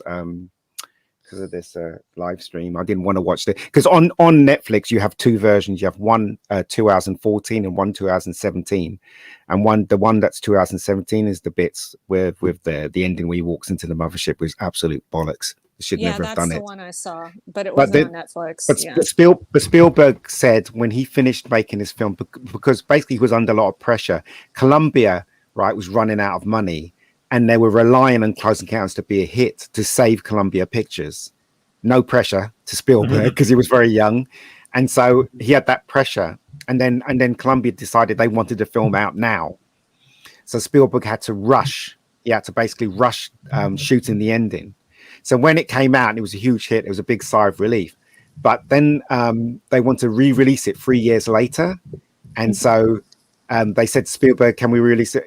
Can you put something in it? Can you make it a special edition version? And Spielberg said, great. Now I can actually add bits that were supposed to be in there that I didn't shoot originally. So he added a bit where they found the big boat in the desert, and other bits he put back in with the relationship between Ronnie and Roy Neri and his wife and stuff like that. So it's a bit longer. But what he didn't want to do, he didn't want the audience to see inside the mothership. But Columbia said, we've got to have something to bring the audience back to the cinema. We've got to see that ship. So reluctantly, he shot that scene. But then if you see the director's cut, which got released, I think about 5 years ago, it doesn't have the inside of the mothership in it, but it has all the other bits in it as well. So the ending, he had to rush it. And he, as I said, he was a very naive writer, and he was, and he's very, very talented director. He knew exactly what he wanted, but because of youth, obviously the things that everybody's pointed out about leaving his family and stuff like that, it didn't occur to him when he was writing it, and he even admits it as well. So anyway, Well said. Well, he had trouble. Have you ever read the book? There's, Bob Balaban. He plays the interpreter. Right, the guy with the big beard, the glasses. Okay, yeah. He wrote a diary. He had a diary. He wrote it every day on set, and I read that book. And they were having trouble with the little kids who was dressed up as aliens. They wouldn't come down the ramp. They'll slide down the ramp, and Spielberg get really pissed off and stuff. And in the film, if you look at it, you see them sliding down the ramp. And they kept taking the masks off their head and stuff, and it was very difficult. Plus, it was the hottest summer ever, and they were in a airline hangar, and everybody was sweating. Yeah, they were sweating, and they were under a lot of pressure because Columbia said, "We want the film out now," and he was like shooting the ending, and it was just a lot. He was just under a lot of pressure and stuff, and also Richard Dreyfuss got a death threat.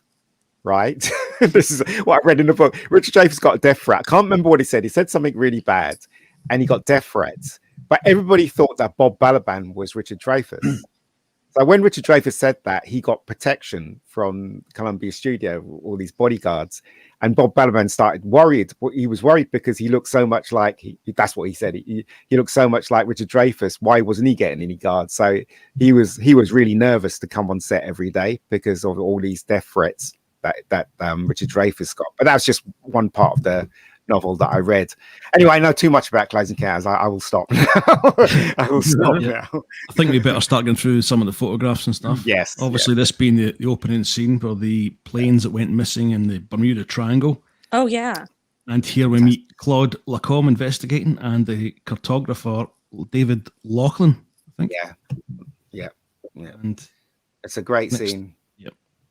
That's a terrific scene. I love the idea that it just starts off with that big John Williams thump, and then suddenly it just cuts to the sandstorm. You know, really, really great introduction. Great introduction. He says the sun came out. He said it sang to him. Remember that scene? Yeah. That's that scene. That's him speaking to the old guy. Yeah, the old guy. Yeah. I do love the mystery of this film, how it builds, and you're kind of listening to the dialogue and you're thinking, what? Like coming to it fresh. Yeah. You're thinking like, what is going on? What are these people seeing? What are they referring to? You know, and he does that mystery so well with this. And God, he was so masterful at doing this in his early years. This scene was so directed so incredibly well, and these are just people talking. The way this is directed is absolutely unbelievable. That's what I'm talking about. Yeah, it was the incidental dialogue going on all around. There's like 5 different dialogues all happening simultaneously, and you can pick information out like from each one. You know, your ear switches between the people on screen, and it sounds so real. It sounds like it would in an air control room like this, and you know, exactly as you would see it. The research must have been impeccable for this, but it's their dialogue, the you know, the words they use, the lingo they use, and the way they're talking over each other and into their mics. It's like it reminds me of the original Superman movie in the Daily Planet, where everyone's just bustling around and running around, and you really believe that situation, you know. For those who don't know, this scene is just kind of setting the scene, giving you a bit of context and background. This is when they're having to investigate. It's pilots radioing in, saying they're commenting that they're seeing UFOs. So it lets you know there's something going on. And a couple of things through this movie give you a little hint as to possible real life scenarios that people have faced and reported or not reported, as the case may be. Yeah, I think they're pieced together kind of different encounters, don't they, and sort of put it into the narrative. What I loved about this was the telemetry. You're getting the audio from the radio from the pilots, from the pilot and another ground station somewhere else. And there's a sighting in real time that you only hear the details of. And being a bit of an aficionado of the subject matter, I've heard a lot of accounts of situations like that, and all these pilots are too afraid to declare that they've had a sighting like this. There's good reason for it. They don't want to lose their jobs, and they don't want to seem uncredible to their employers. You know, they don't want to seem sort of as if they're not sound of mind, so they don't declare the event. And this was mirroring that exactly, and they were showing this like way back in 78, 77, 78, and I just thought, wow, talk about foresight. You know, most people in the audience aren't going to have a clue. I mean, when I've seen this film before in previous years, there's been scenes like this when I've not really even paid that much attention to what's going on, because it's not focused like a modern day film would be. It's not focused on one thing. There's not one person saying something, then there's a big dramatic build up of music because they've just said a few words and it's relevant to the plot. You know, this is very incidental. It's almost like a fly on the wall documentary. You know, it's almost like a reality show right here, and that's what makes this film just stand out so much. It's like, as I said, like Superman. It's almost like it's filmed in that real environment, and it adds so much credibility to the whole thing. There's a scene that this sorry, go ahead. No, I was just going to quickly add on to that, because my only contributions is going to be trivia here, chaps, by the way. Chaps and man, baby, lady, of course. Wow, thank you. Yeah, this scene, they used real air traffic control. They did. I was about to say that. And you know what? Real feel. Yeah. You know what, right? I was at the edge of my seat when I first saw this, just by listening to what the pilot was saying. And it had that scene in it where the pilot says, it's flying right by us right now. And then the black guy gives him all these directions how to move out the way. And as he's saying that, everybody's like talking all at once, and the camera's panning past him to the other people that's talking at the side. This scene is so well directed. I'm telling you, right? If I'm telling you, this guy is probably the best director in the entire world. I've not seen anyone match the way Spielberg can direct films. Really haven't. Not at this moment in time. I'm sat right here, for God's sake. Get me on the stream, and then You're right though, Ian. I mean, it's textbook, isn't it? I can understand why you've seen it so many times. It's just like a book on how to, isn't it? With Spielberg. It is, and you know, and that I just think this is such an amazingly well directed scene. The transition between the sandstorm and the screen, where it actually comes across, and you know, I mean, it's just so perfect in my opinion. And the performances, these people are real people, or the real deal. Then their performances are absolutely brilliant as far as I'm concerned. Yes. You know, all of them are really convincing. You know, that's the thing, and just a testament to a really great director. When Spielberg eventually goes, I'm going to be incredibly sad because that would mean there's going to be no real films, in my opinion, real entertaining movies to look forward to anymore, unless we have someone as great as him follow. But this scene's amazing. Oh, this is Barry. God. All of the scenes in this house, mind-blowing. Absolutely mind-blowing. So there's this scene in it where Barry wakes up and all his toys come to life and stuff like that. And that's basically Spielberg's kid within Spielberg. And there's a scene in it where he goes downstairs and he sees the fridge, and the fridge has been ransacked and there's Coke everywhere and stuff like that. And so they wanted the kid to be surprised because obviously the aliens come into the room. So what they did is they got the little guy the little kid to stand in front of the fridge, and they said, I'm gonna go action and just react how you want to, kid. But what they did is they got some of the crew to dress up like monkeys in monkey suits. So when you see him in the film and he just stares and he starts smiling, it's because he's watching the some of the crew members dressed up as monkeys and running around as monkeys. That's why he smiles, and that's how Spielberg got the performance out of is it Carrie within that scene, which I thought was quite clever actually. The character's Barry, isn't it? I think Barry, but his real name's, is it Gary or Carrie or I don't know. No, I didn't know that. Yeah, I think so. But that scene was great. I know, because you don't see the beings, do you? You just see the effects of what they leave behind. It's like they've just gone off out of the shot when the camera gets to where they would have stood, and you can like see the cat flap sort of swinging, and the door closing or opening or whatever, and you hear footsteps or you hear a sound just off the side of the screen, and then there's him. He's just standing there and he's looking around the scene, and you think, oh, he's just looking at the mess on the floor that's just fallen out of the fridge. But then you hear another sound, and you hear another sound, and then suddenly his face changes, and he's sitting there and suddenly starts smiling, and you go, "Whoa, what's going on here?" And then and as a kid, I didn't think he was looking at anybody at all. I just thought, "Oh, this looks fun. Let's make a mess." I thought that's what was going on. But it's like he's looking at someone just out of shot, and I only noticed that now when I saw it today, and I was just thinking, "Wow, man, that's amazing! I love that." It's obviously how. Where M. Night Shyamalan got his complete inspiration for Signs. All of these scenes. I even know the music that plays when he wakes up and his record starts off, and then you've got that little tank. It's eerie, and that scary monkey that bangs that monkey always scared me when I was a kid. What got me when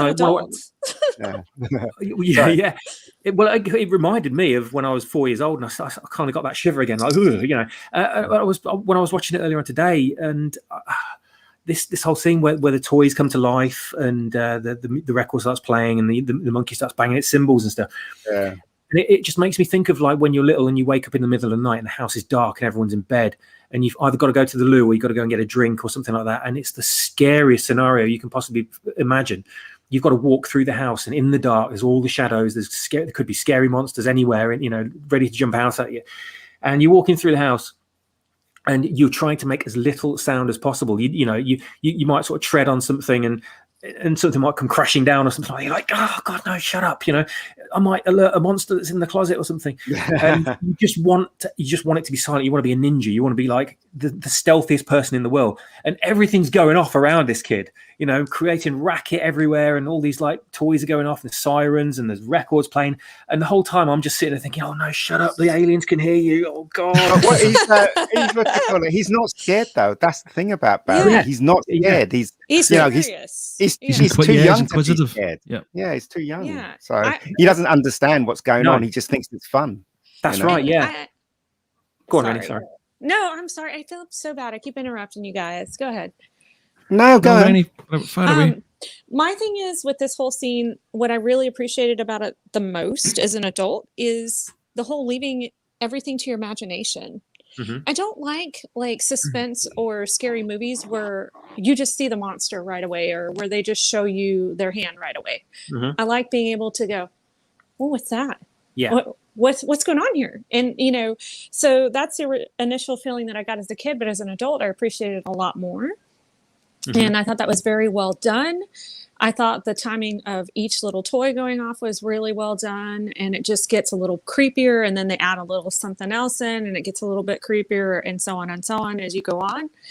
And yeah, that scene with the refrigerator and the pet door was absolutely perfect. So really appreciated the whole concept of like, well, what's really going on here? You know, so they kind of leave it up to you for the time being. And I remember when I was 4 years old and I saw that scene, I was just jealous of how many fucking toys that kid's got. I mean, that's fair.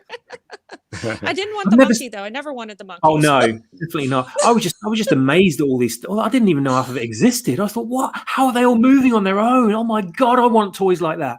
Then I figured out later on that it was the aliens doing it all. But, you know. Nowadays, it's like, no, I don't want my toys to go off for no reason in the middle of the night, please. No way, no way. Well, if anyone's short of toys, I have lots of Last Jedi figurines that have been somehow not Must be loads. Can you use them as kindling instead? Well, it's either that or go bury them in the desert with all those ET games. Atari systems, so anyway, they're going cheap if you need any. Let me know.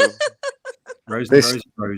So this shot was created as a visual effect. Obviously, the house was there, but not the sky, and you know, and it's just you know, matte shots and stuff like that. It's old school effects. In fact, I think all of these scenes. Sorry, all of these scenes. I was just going to say, you're probably going to say yourself anyway. But every time there was a star field in the background like this at night time, my eyes were just darting around looking for either a shooting star or a moving star or anything like that. Thinking, like, is that an alien ship? Is that an alien ship? And more often than not, in these scenes, he puts one in there somewhere. Yeah, he does. Make you go, oh, you know. But what kind of a mother is she? She leaves all the doors unlocked and he runs out. He runs out into the forest. It was a different time. She drives you up the wall. So this is the boy escaping, going for a wander, middle of the night. Yeah.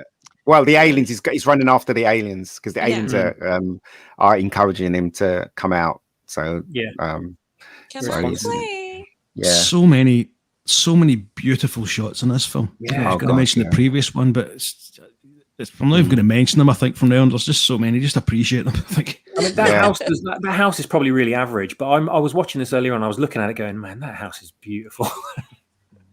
When you see films like this as a kid, you go to yourself, you know, I always wanted to live in suburban America. Because I always lived in a concrete jungle. You know what I mean? I always lived in a council flat and stuff growing up, and you know, every time I saw films like this, I think, oh God, I wish I lived there and see all the stars. Because let's face it, when do you see stars in London, for God's sakes? You know? You should visit MC Glasgow, saying the famous maybe. Sorry, MC saying the famous Spielberg shooting star. Yeah.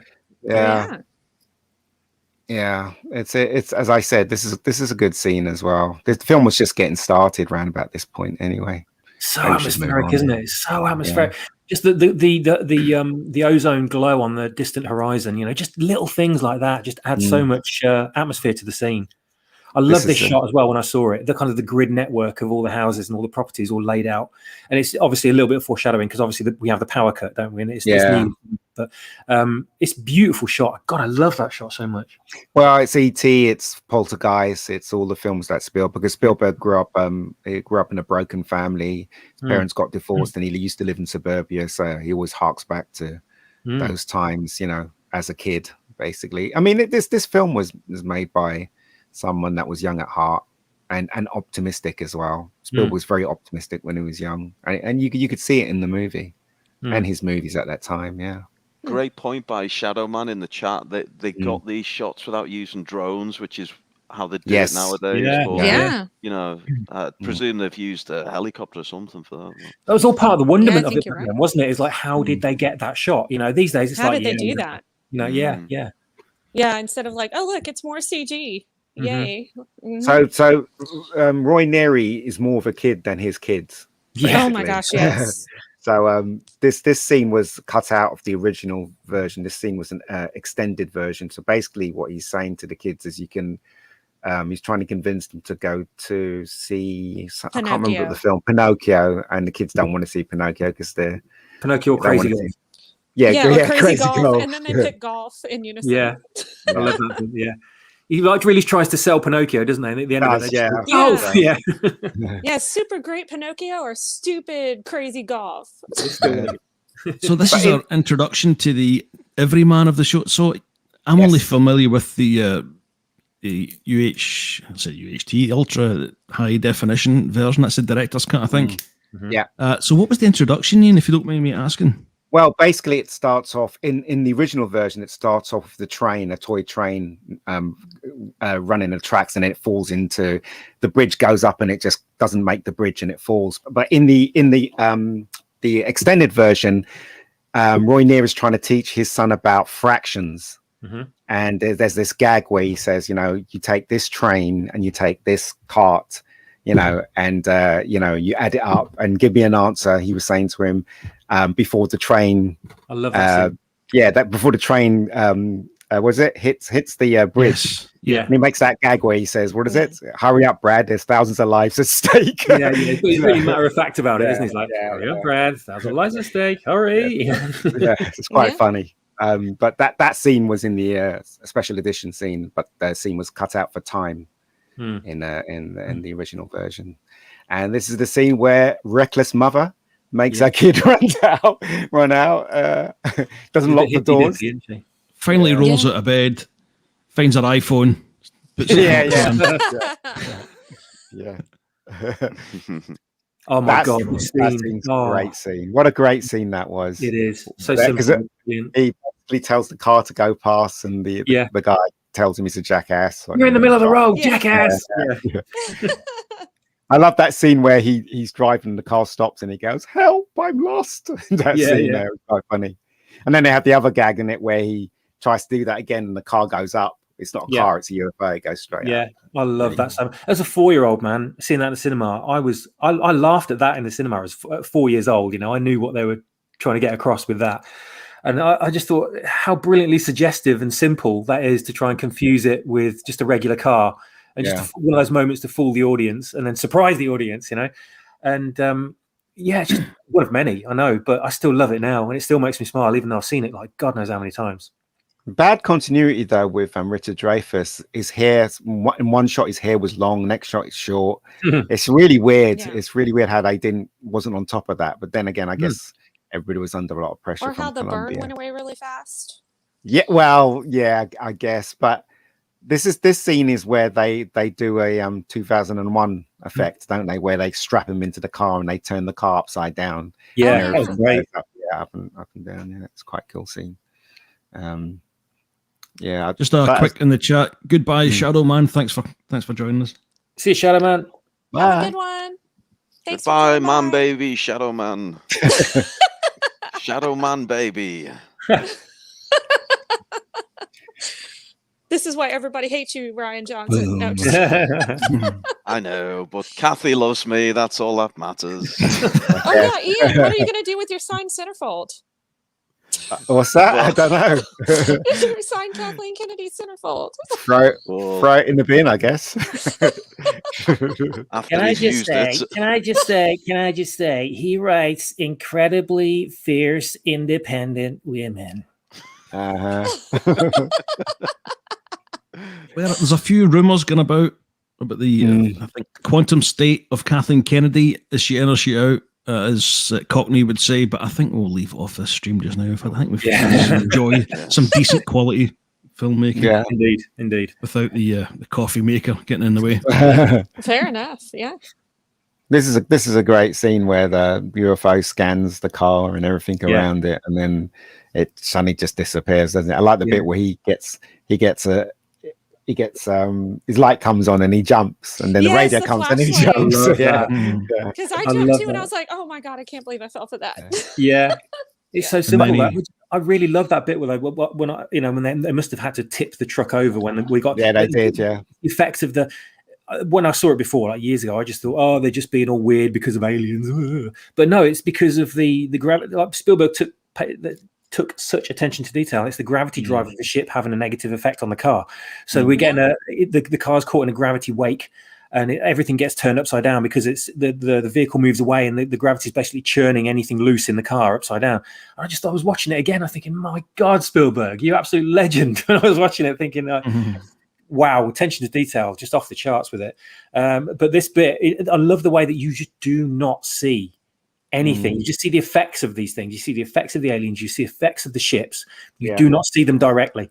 You see the beams coming down. You see him looking up. He's like, there's like a blink and you'll miss it, and you see a tiny bit of detail at the corner of the frame, things like that. And then this whole scene passes by, and then he looks up and he sees this silent thing passing across the sky, and he's like, no, there's I think that bit's in the special edition. In the original version, that's not there. So there's a bit, the bit where he drives off and he hears the police radio thing, so that's why he drives off to find. So there's a shot in the special edition where you see the car driving and this huge shadow goes over the car. The UFO shadow goes over the car, but that's not in the original version at all. I was wondering why. I was wondering why when I saw them. I went, "Oh wow, I don't remember that bit." So it must be, obviously I've only seen it like once before and forgotten about it. But I loved how they were put back in. But I love those moments as well. And obviously the original cut was the original cut because he wanted to show as little as possible. Obviously, in the special edition, well, it wasn't that. It was that he wanted more, but the Columbia was telling him they needed it out at a certain date, and so when they edited it really fast. And Spielberg was very unhappy. It was just the less is more situation, but obviously not. No. Yeah, so it's as I said, this scene is really great, and the scene that follows it as well when Barry, that fantastic classic scene where Barry bends with his mother and the thing flies over them. So I remember seeing pictures of that everywhere when Close Encounters came out. Yeah. Just quickly in the chat, Dalek451 says, whatever film you look at next time, I need to watch it beforehand. Thanks for that. We will try and get out possibly on Twitter what film we're going to be doing so we can give you a little bit of a heads up. Okay, doke. I did really love the bit after this as well, when it all goes dark and he's just sitting there going, what the hell is that? And then he's looking down the road and we see the light come down again, but slightly further in the distance. Yeah. And I was like, whoa, look at that. It's just little things like that which just really blew me away. I loved it because obviously it's scanning around, and it just makes you think, like, you're really inside his head at the time going, what the hell am I looking at? You really feel like how he would feel in that situation. So about 7 years ago, they had an anniversary of Close Encounters of the Third Kind, and they showed it in the cinema before the coup, obviously.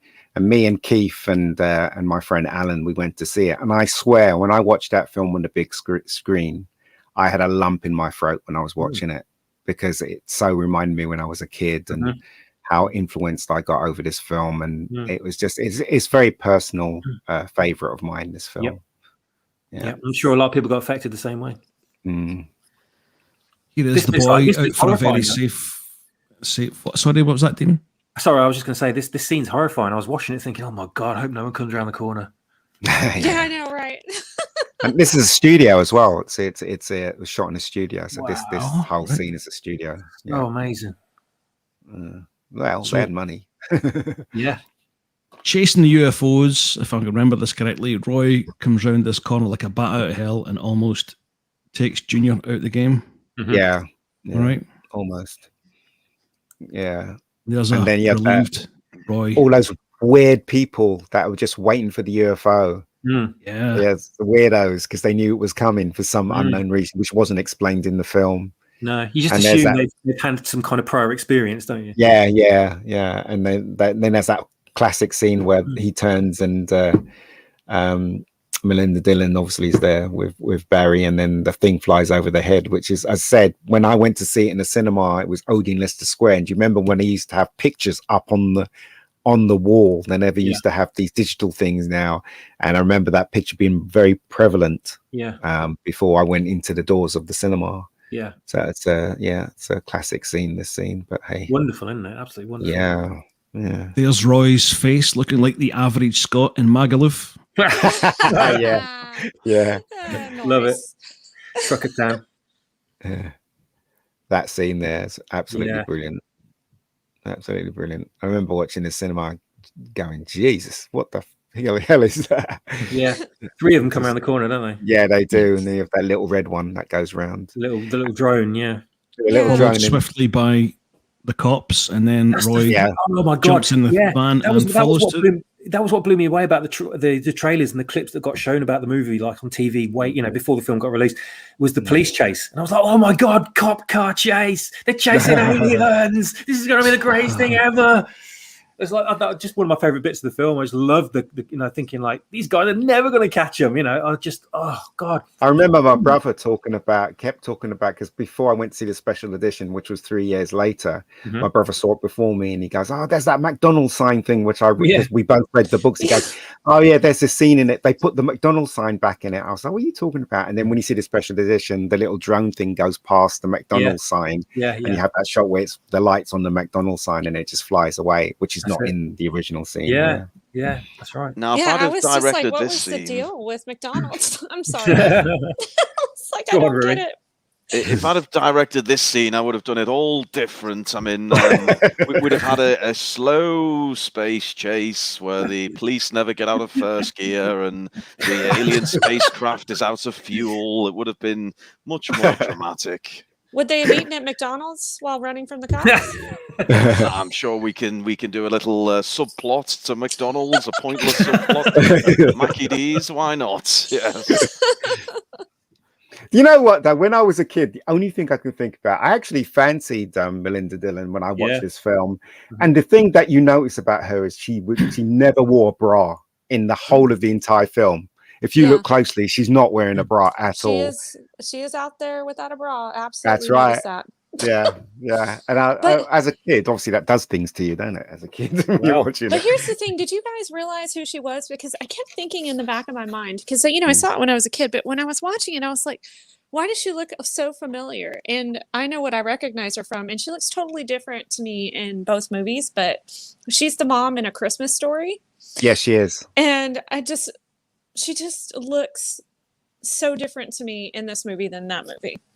Well, Spielberg wanted her in the film because he saw in another film, and Terry Garr, she always played mothers in the 70s. She was in Tootsie, she was in Oh God, and she was in this film. She always played someone's wife or someone's girlfriend, and she was very well known for playing those parts. But Terry Garr's a brilliant actress as well. Oh, yes. Absolutely brilliant. Yeah.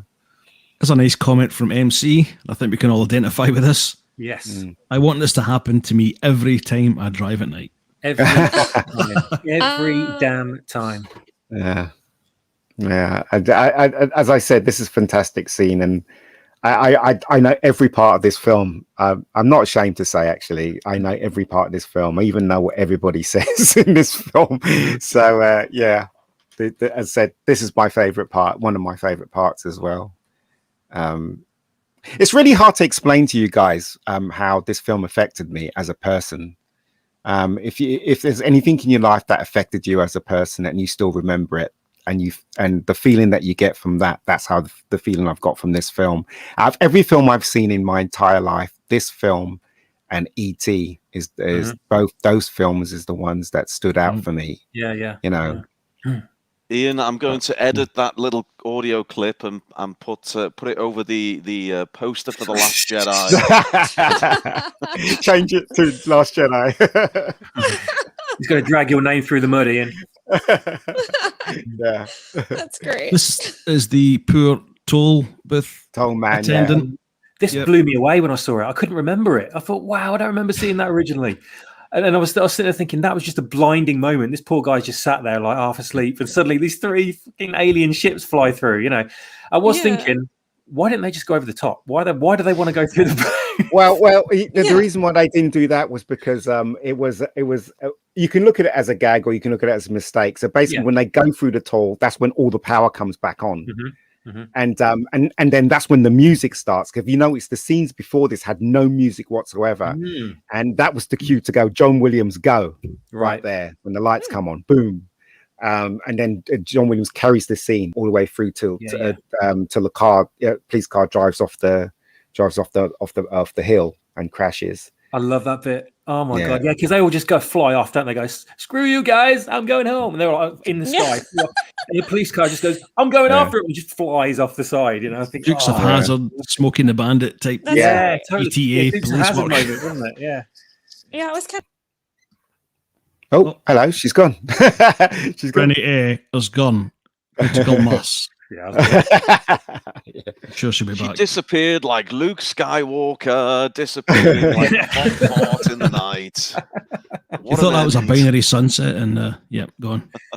But you know how they did this? They basically had a huge tank, didn't they? And they poured paint in the tank, or some special paint in the tank, so it looked like clouds. Right. And then they comped it over the scene. Yeah, they shot it in slow motion, so it looked like clouds as well. But I even remember the line the police guy says in the car. He says, Jesus Christ. Does he say, Jesus Christ, look at those suckers, they're glued to the road. That's the line he says before he goes off the side. Brilliant. That's how much I know the film. I know stupid little details like that. About the lack of technology in that era, which forced them to find different techniques and you know what I mean? And they came up with the most ingenious ways of, whether it was the matte paintings they used in Star Wars or the practical effects. But the fact they didn't have the CGI and they were forced to actually improvise and use, practical solutions. For me, it just, you lose that when you move into computer generated stuff. Even the most recent, deep fake stuff. Yeah, it's fantastic. But I just love the tangible, practical feel of some of the old stuff. It's a lost art. It's like the Ray Harryhausen stuff as well. There's so much ingenuity that goes into all this, and it's just gone.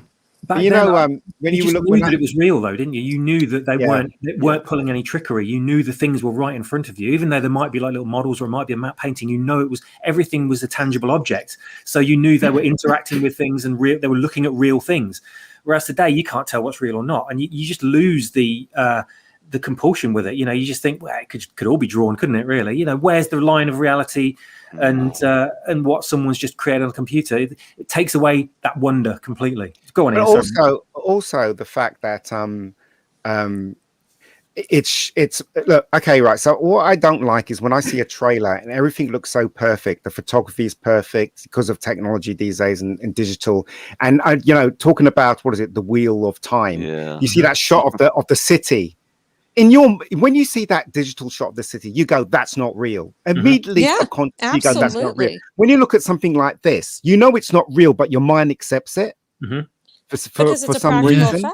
Because one, it's shot on film and you can see grain, and two, the photography obviously is as good as they can get it, because you can hardly see anything. You can't see the detail on the red car on the left. But if this was digital, even though it's in the shadow, you'll be able to see more detail than you really need to. Yeah. Do you understand what I'm saying? So that's why, to me, this scene looks more real than something that from the Wheel of Time. When I saw the trailer and I saw the city, I'm like, that's not real. And I think that's what we're losing here with today's movies, that because it's so easy to do stuff like that.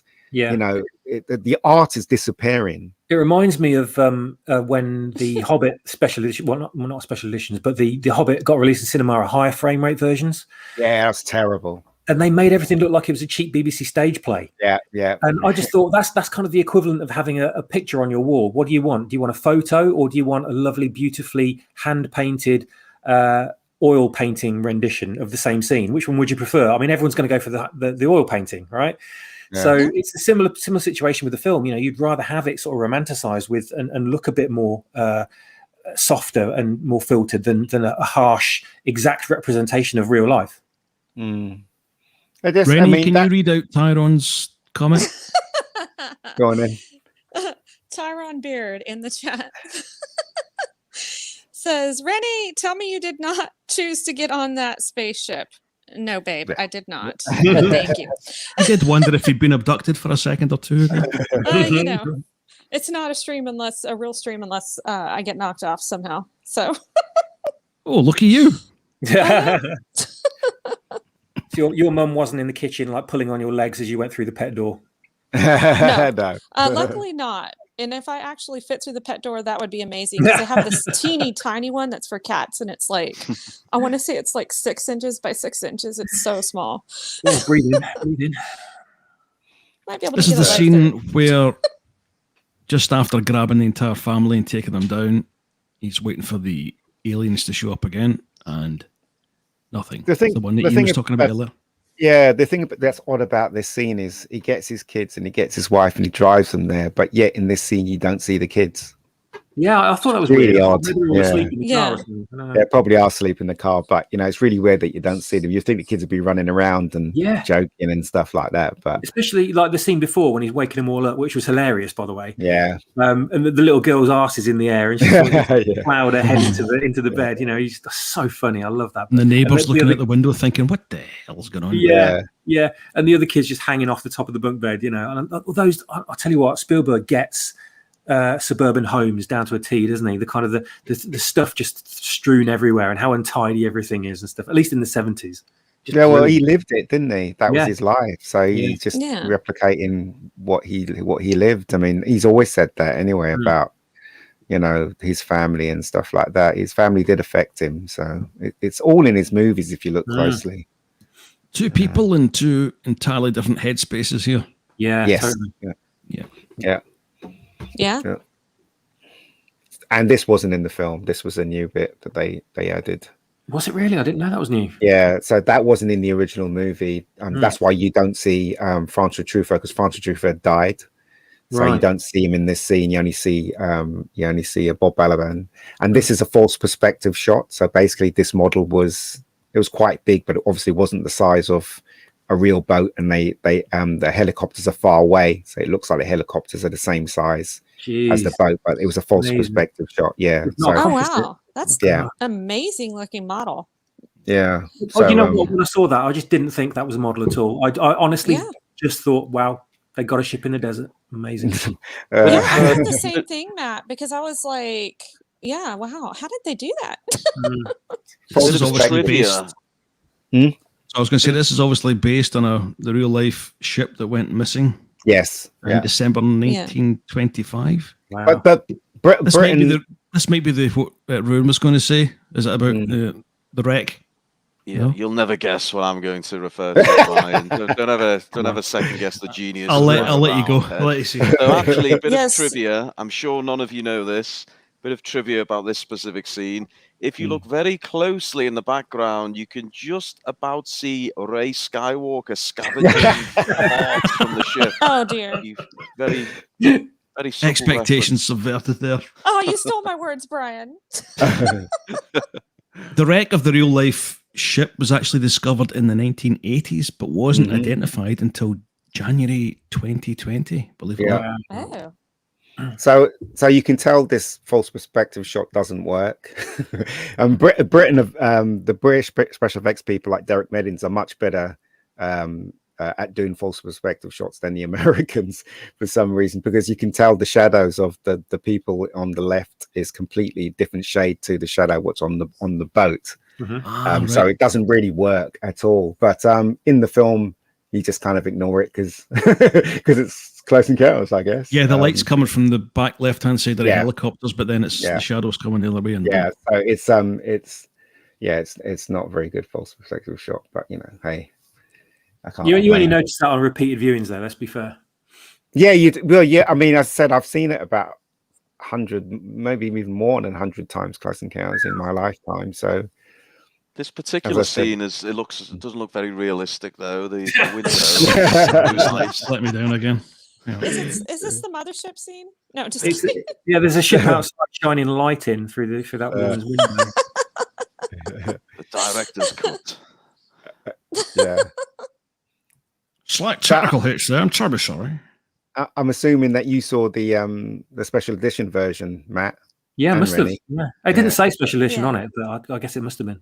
Yeah, it Yeah, it's is. the only one I had available on my streaming service. Mm. And so Harmony like, Hercules. Yeah, Yeah. it's a good. As I said, it's a good film.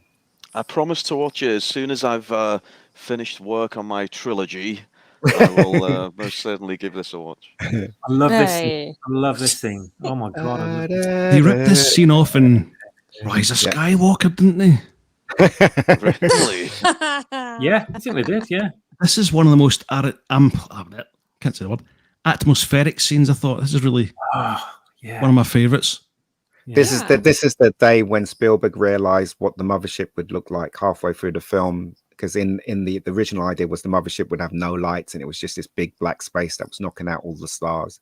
But then when he was in India, he was after they shot this scene, he was wandering around and he saw this refinery in the middle of the night, and he suddenly realized that lights and metal stuff and stuff like that would make the mothership look better. So he phoned up visual effects guys and said, put some lights on it. And the visual effects guys probably cursing him. Going, what the fuck? And so, so that's how the mothership ended up the way it looked at the ending. Yeah. Just got to wonder about the logistics of setting this kind of scene up. Yeah. Yeah. I loved it when they were just doing that tonal recitement, though, and it wasn't quite the same arrangement as we get the tune at the end of the movie. Yeah, and it's done in different ways, and it's like na na na na na na na na na na, and you're at least thinking that's really familiar, and then you go, oh, of course, right, yeah, I remember now, yeah. And there's the great bit when he runs up the hillside, doesn't he, and shouts, "Where did you hear this song?" You know, and then they all just point upwards, don't they? I love that. And then they have the transition again. I'll tell you that Spielberg. So he's like such a brilliant director. So basically, the person says, "Where did you hear this sound?" And the guy turns around to all those people and he says, "Blah blah blah blah," and he have all their fingers pointing up. Yeah, I love that bit. All their fingers pointing up, and then it transitions to this scene. Yeah, where Lacombe is obviously talking about making the music to hand signs, yeah, stuff like that. So you got the fingers and the hands pointing up, and then you got the sign language here. So as I said, all the scenes are connected by something, which is as far as I'm concerned, genius. You don't really see that stuff in movies today. The scene where they're all pointing, the fingers all pointing, I thought was great. I couldn't remember how they did it, but until I resaw the scene, and it's kind of then you get the perspective shot of the guy on the top of the hill. And we've seen it from the perspective of the people on the ground, like lower ground, and suddenly all the fingers all punctuate from the frame below upwards. Yeah. Just like, oh, whoa! And it's like a powerful moment, isn't it? When suddenly they all point. Yeah, and also just 101 directing. When you have something in the frame, you always have to try and just imagine there's lines in this frame that you're looking at now. Francis Truffaut's in the middle, and there's a line that goes straight down the path of between the chairs, and so points. So basically, when you're composing a shot, you always have to follow those rules, the thirds rules, and stuff like that. And Spielberg always follows it, so he's always got a line pointing to the main character within that frame, which is the line that's going in directly right down the middle. So he has that shot. He doesn't have Lacombe to the left of the screen or the right of the screen. He has him dead in the middle because of what we're seeing, because we have the chairs left and right, and there's a path going straight down. So he puts him in the middle. As I said, any other director wouldn't think of that, but I'm pretty sure that Spielberg thought of every shot. Even the two guys at the back kind of balances that shot. Yeah, that's right. Yep, draws your eyes right to where he is. Is composing the shot, and the shot is perfect. Two people left and right, him in the middle, and almost identical numbers sitting down left to right as well. And the line at the back, you see the little line at the back with it looks like a bridge that goes right across. You see so basically he's composed that shot. It's basically it's just fucking genius. What can I say? But anyway, I'll stop again. I don't want to. No, that was well said, Ian. Don't be so stop and be friendly. Very well said.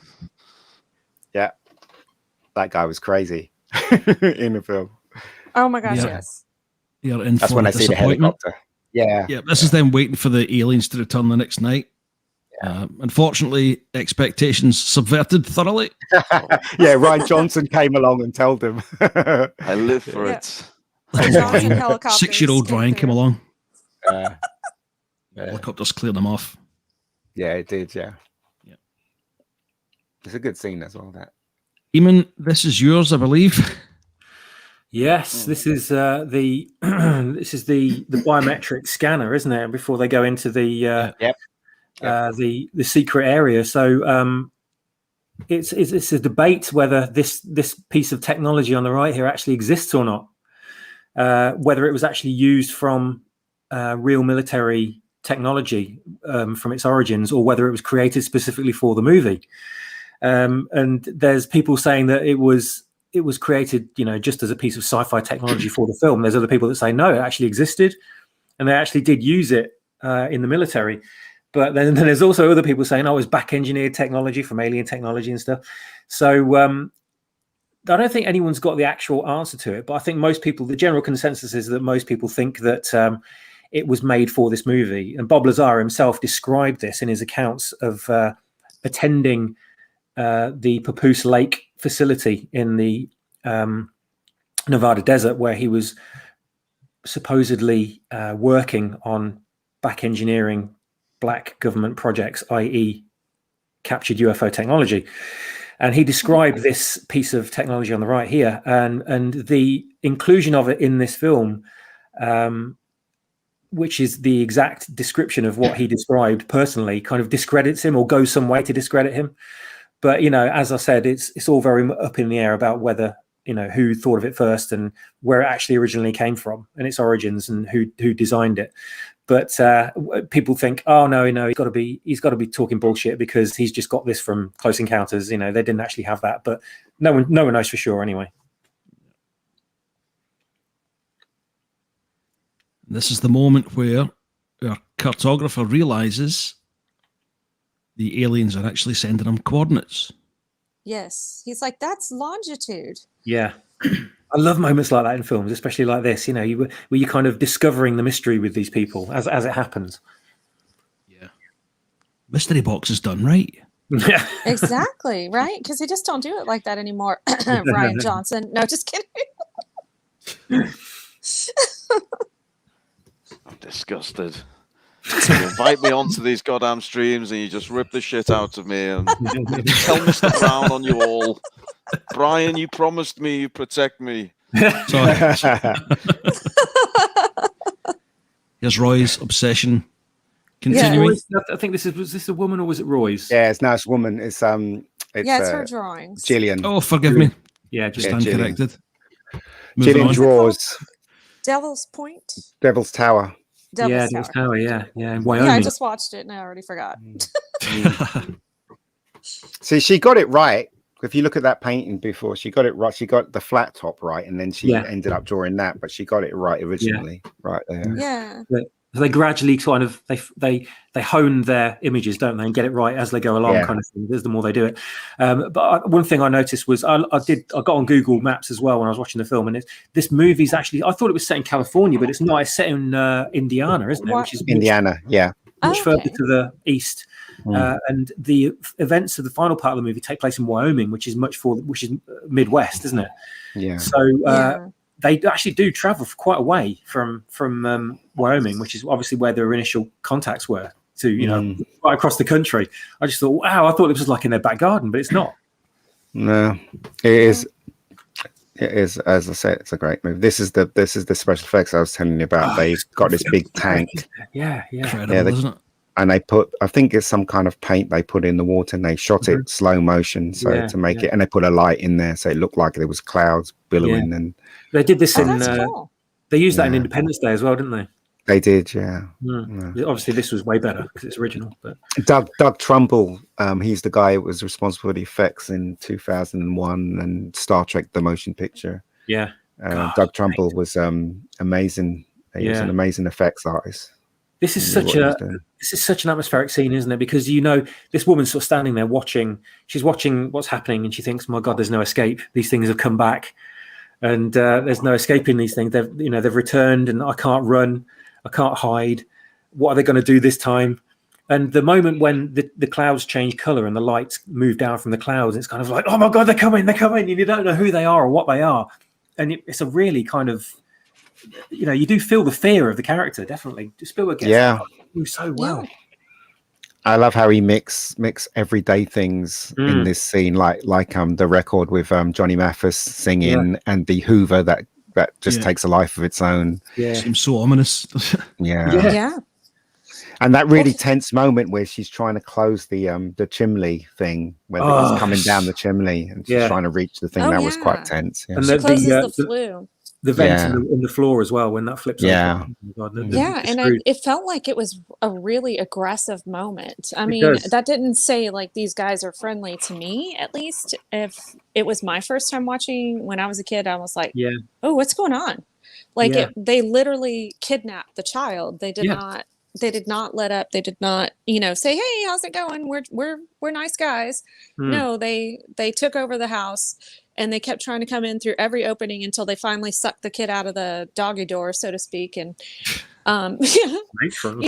it was very creepy and it was very scary. It was done well again with the whole air of mystery, but man, that was Barry kept saying, "You can come in through the door," and the mum was going, "No, you can't come in through the door." Yeah, exactly.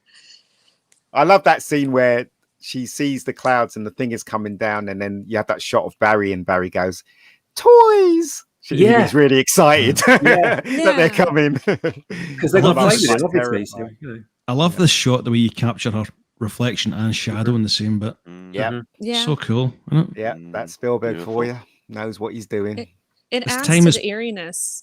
Yeah, it does. Yeah, because there's two images pushing on. I think I'm going to have to get through these a bit quicker. Okay, folks, as much as when he's falling asleep on me. Oh. Yep, you can come in through the door. There you go. The sun is here, he says. Look, Mum, the sun's here. Is that what he says? That's what he says, yeah, that's what he says. Look, I just love the shots where the light's coming in through the blinds. He did it in E.T. as well so well, didn't he? I love those kinds of that so it evokes so many emotions. But it just felt kind of ominous in this scene. Yes, it does. Yeah. Yeah. When are we going to do this kind of detailed breakdown for my perfect Star Wars movie, The Last Jedi? Demand we go through it scene by scene. But do you know what? I would rather pour acid in my eyeballs. You know what? That's not a bad idea, That is not a bad idea. Maybe we should do it for Halloween. That's a good idea. Oh, geez. I would be up for it. Maybe we can vent our frustrations on it. That would be quite a good idea, actually. Yeah.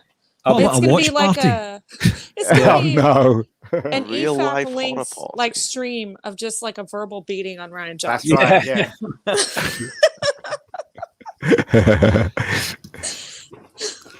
And it goes, bye, lad. It's coming. We don't see how he's taken, do we? We just see disappearing, which adds to the mystery, I think. Yeah. Off to spend his college money. Goodbye, kid. Another great shot. Yeah. I'm just going to stop saying great shot. There's so many. It's just repeat myself. Again, I'm going to clip that audio, Brian. Thank you. I'll play that over The Last Jedi. Damn you. That's the mashed potato scene, which is very sad. The amount of times I've done that myself with mashed potato. Starts crying. Yeah, it's a really good scene. I think that we've all given our fathers at some point, and as we get older, tend to receive from our own kids. My old man's lost the plot. There's in the special edition. There's a bit where he's in the shower and he's like just turns the shower once he doesn't want his kids to hear him crying, and he comes in and he starts shouting at him because he can see his dad crying and stuff like that. I said that wasn't in the original. It's the Fear and Loathing in Las Vegas moment. That bit, You call him a crybaby or something. Yeah, he does. He does. I mean, all these scenes are obviously he wanted in, but Clumby was saying had to be shorter. They have to get it out now and stuff. So I'm glad we got to see him. Yeah. We go. Oh God, Richard Dreyfuss made me laugh. Pulling everything out. Yeah. I did fancy his missus though. I really did. I didn't back in the day, but I did when I rewatched it. See, this shot here is what made me want to become a director. I blame this shot. I blame this scene for me being poor. As the viewer, you get the same. You get the same kind of what's the word? The revelation. the moment of clarity that the character does, don't you? Right in that very same moment. The moment he locks eyes with the screen, you kind of you notice it before he does because he's obviously distracted. Yeah, but you get a little bit of extra time to figure out what's going on. But you're sitting there stunned and in shock, and then suddenly he sees it, and you're like, yes, you see what I mean? You see what I mean? But I love how he puts the normal into something that's very unusual, like the bit where he finishes building it and he looks out. He looks out his window and everything is normal. Kids are playing baseball and stuff like that. And then you have the Budweiser advert playing in the background. You can hear the Budweiser. So everything's normal, but he isn't.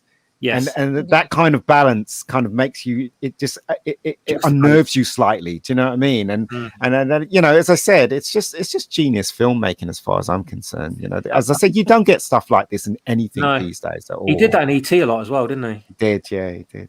It's great the way he's got the juxtaposition between both, and then straight into the otherworldly. Masterful. It really it's eerie, isn't it? It's the whole, you do get the eeriness of what's going on. This is the supernatural and the unusual and the unknown invading into everyday suburban life. It's that uneasiness, and it puts you on the back foot.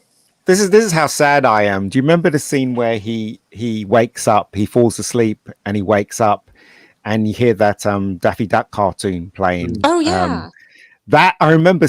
I remember. 2 weeks later, it played on British TV, and I was like, "Oh my god, that's that cartoon in Close Encounters!" Oh, wow. I remember shouting that guy, and I sat there and watched it, and it was very funny. The Daffy Duck cartoon. So, but that was the one with Marvin the Martian in it, wasn't it? Yes, Marvin the Martian. Yeah, yeah. Of course, by this point, he has long since lost his job, and the family have just finally lifted their stuff and said, "Aye, right, Offski." Yeah, but also it's foreshadowing because he basically. Sculpt that mountain, so when they came to the mountain bit, he knew there was a drop on the other side, so that he went the other way with Gillian and the other guy, because all they did was paint, so that they only saw it in one dimension, but he saw it in 3 dimensions. Yeah, that's right. So that's how he could get to the point in Devil's Tower. So that's how he knew where he was going. Yeah, I know we don't want to move this on in, but I'm going to have to. Go on. Sorry. Yep. Well, the map over his face, that moment. Oh my god! Yeah.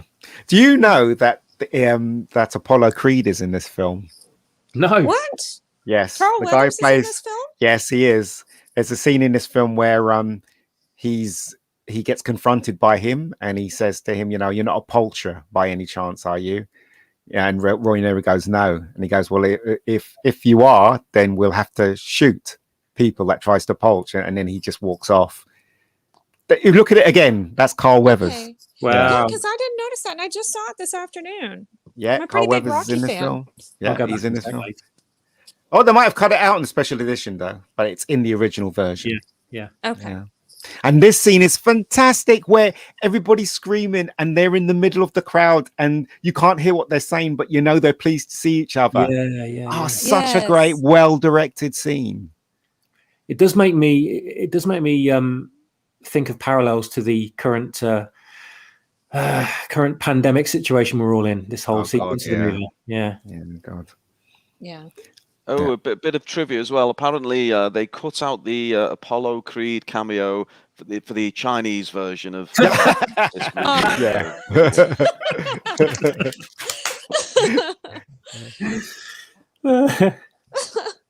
That's the bit Ian was talking about. They know where to go, isn't it? Yeah, the bit where they come out of the car and they climb up the mountain and they see the Devil's Tower for the first time, and they're in reality, happy. They're happy, and then that scene. This is all played by music. That's another thing they don't do in films anymore. They don't dictate a scene via music, and this scene is dictated by the music completely. When they're climbing up the mountain, it's really good. This was the mountain comes into shot as the camera rises, doesn't it? That's right. And just like on the model earlier on in the film, the camera rises up and you see the Devil's Tower as he's like pulled the top off it by accident. Yeah. Great scene. Oh yeah, and this is where they get caught by the government's agents. In the background, you can still see Devil's Tower. Yeah, if I ever go to Wyoming, I'd like to go to Devil's Tower. See, look at this scene. Look at the way this is composed. Look at the way it's composed. it's absolutely brilliant. You have those two on the side, and you have him in the middle, and they rack the focus to him. It's so well. That scene's so well directed. Who the hell are you people? He says. Doesn't take any shit, does he? No, and that scene is brilliant as well. Where Nice framing techniques. Yeah, Yeah. He's trying to convince the Major Walsh that they were invited, and they're the ones that are pressed. What's that word again? Yeah, they don't belong there, but Roy Neary and the people that have the vision, they belong there because they've been invited to this event. That's what he's trying to explain. Yeah. Well, yeah, there's that famous scene where he says they belong there more than we. Yeah, and nobody knew what he said because he's French. Yeah. Spielberg said to him, "What did you say?" And he went, "There belongs there more than we." And he went, "Great, let's move on." So yeah. It almost doesn't look real, does it? Devil's Tower. No, but it's real though. Yeah, it is. Yeah. Yeah. That poor fella didn't make it. He got dusted by the crop. Yeah, we'll see him later on. Yeah, if I can see him now. There he is. What a great shot. Sun going I'll just down. sit here, man. It's going to be cool. Nope. Yeah, idiot. Yeah. They're just dusting crops. Yeah, that's what he said. Dude, And then he come on, fell now. asleep. It's the military. Yeah. Yeah, right. Yeah. I like the little bit where he says, "I shouldn't. I picked. What was it? So I wish I hadn't given up jogging or something." Jogging, yeah. Yeah. And so this is a studio. I love that. I love that shot, man. That whole just look of the ground base right there in the distance. And when I was little, I remember it being much further away for some reason. I don't know why, but yeah, it's just so atmospheric, isn't it? And you just want to be down there with all those scientists and the military and everything. You want to be there with them. The composition of the rocks as well. It's again what Ian was saying. It's all pointing to them. Even if you think of where the landing lights come and just follow that across, it's taking us straight to them. Yeah. Yeah. 101 directing, 101 cinematography. Look at that. Dun, dun, dun. What's his name? Lacombe goes in the middle and goes, "Hey, let's go," and they start ding, ding, ding, ding, and they fly off. He's not scared, is he? He's not scared at all. No. Come on, man. Yeah. Let's do this. Everybody else was scared though. Oh my god. They were scattered, didn't they? Yeah. Little R2 stuck on that UFO. Somewhere. Shot R2 stuck upside down, didn't it? When you first see it come up through the Devil's Tower. We'll show you that at the end. Yeah. God, but imagine seeing something like that. Yeah. That would just blow your mind, wouldn't it? Yeah. Yeah. Kind of freaked me out if it was real. Absolutely. I really don't want to skip this shot, to be quite honest. I'm quite happy to leave it up for 10 minutes. Sorry, Reni, can I cut you off there? What were you saying? No, I just said it kind of freak you out if it was real. If you saw something like that in your hometown and be like, oh, crap. Yeah, we're done for. Like Independence Day, Yeah. And so. And this was a education time. Well, it was a studio, but it was an air hangar that they built this set in. There's a huge air hangar. And at the time, it was the biggest set ever built at the time. But the guy that played the piano thingy, he wasn't meant to be there. Player. Yeah, he wasn't meant to be there. In fact, he was the one that delivered it.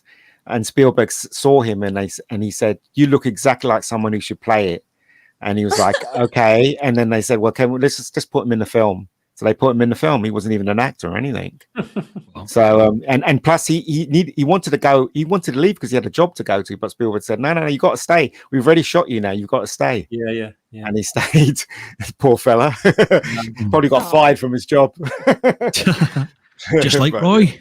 Just like Roy.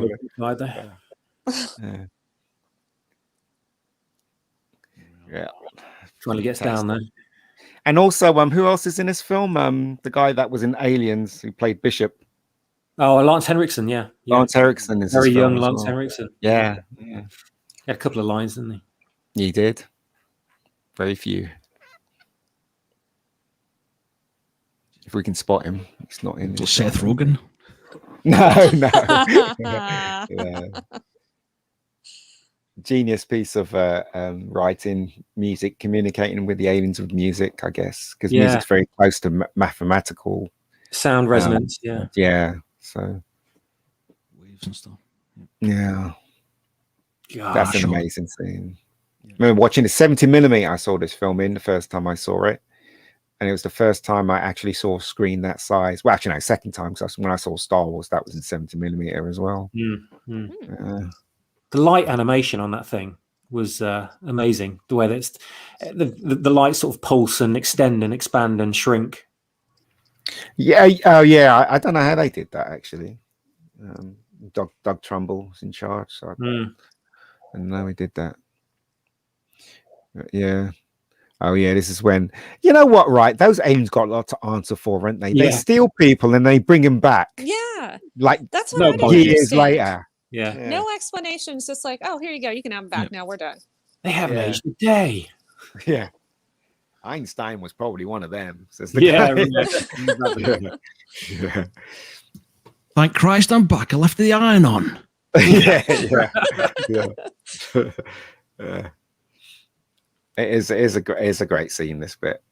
Yeah. When that first alien comes out, I was like, what the fuck is this? Yeah. That skin thing comes out. Yeah. The one that looks like a marionette puppet, but that's what it like was. A spider. Yeah. Yeah, that's what it was. It was a puppet, a marionette puppet. When you first see people coming out, you think, "Oh my god, it's aliens coming out!" Oh my god, but it's just people. You know, you think, exactly. What? Expectations subverted. Yeah. You got to see it, Ryan. When you get the chance, you got to see it. Yes, I'm already jealous. All this for a different movie. Someone did it before you. There it is. Puppet. It's a really creepy looking thing, isn't it? Yeah. Yeah. Really That's long about the only, arms. That's about the only unconvincing bit. Me, I think, especially the way it sort of moves and comes out compared to the other aliens and even the kids running about. Yeah. It doesn't even have any genitals either. It just has weird legs. Ryan Johnson. Well, it's got a massive tallywhacker flinging about between its thighs. I mean, that would have subverted expectations. I'm just saying. Maybe slightly with Kathleen Kennedy along with mine, I imagine. And there's the children. Load of man babies there. And you know what? Massive round heads as well, you notice? all of them were girls. All of them. Ryan Johnson's probably one of them. Yeah. No makeup. They couldn't use boys for obvious reasons. So they were all girls. Wow. Well, I did notice that a couple of them, the masks were pretty obvious on there. Yeah. So, but I mean, it was good for its time. Yeah. If you look hard enough, definitely, yeah. You can see the eyes, can't you? They don't quite look right. But the thing is, but you can see the line of the mask at the back of the head. Yeah, but that's the thing, you see, with technology, because now they've made it for HD and 4K, whatever. You can see more in the picture because it was shot on film. But when you saw it in 70mm, it was obviously less detail, so you know, they could get away with it. But you know,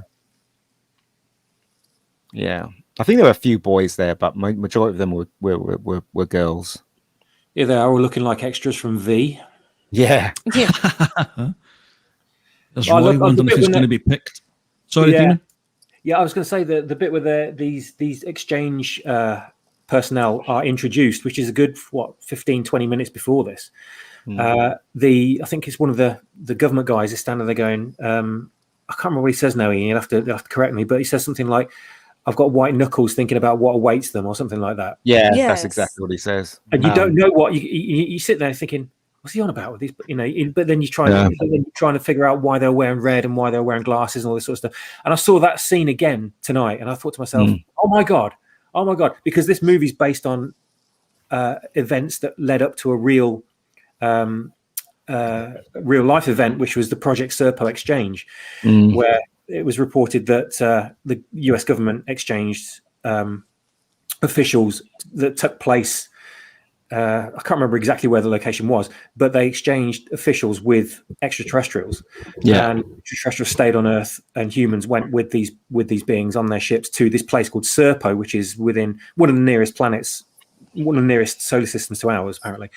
And this place, Serpo, is very desert-like on its surface, and which is why it's supposed anyway.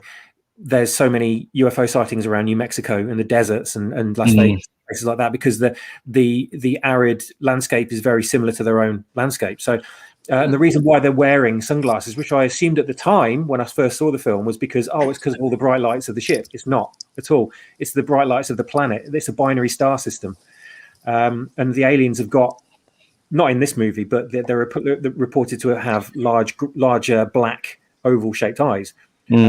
And they're not actually their eyes; they're sort of built-in sunglass lenses, basically.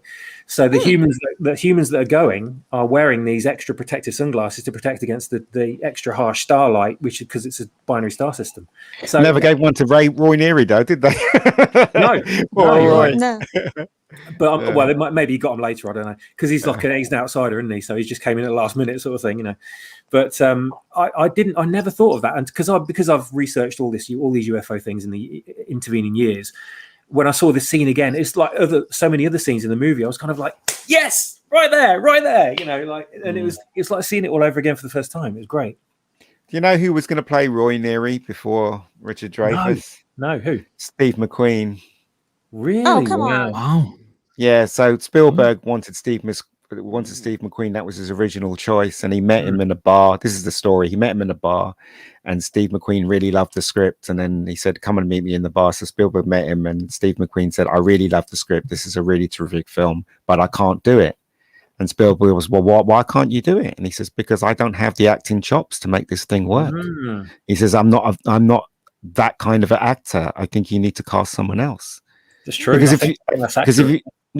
if you notice in films with Steve McQueen, he always gives his lines away. So if you watch something like Bullet, he hardly says anything, because he gave his lines away to other actors that was around him. He's always up for saying less because he didn't rate himself as a good actor. In fact, I think the only time he pushed himself was Papillon. Papillon was the film that he pushed himself as an actor. But every other film, if you look at it very closely, he was just doing the minimum, put it that way. But anyway, that's very respectful of him, isn't it, as an actor? Yeah. He knew his limitations. Yep. Unless you're me, and then you embrace your limitations and take it to the max. And arrogance. Yeah. And they take him on. Well pleased. Yeah. I'd like to think I would go, and I wouldn't be scared, but I'd probably be shiting myself right there. Yeah, same here.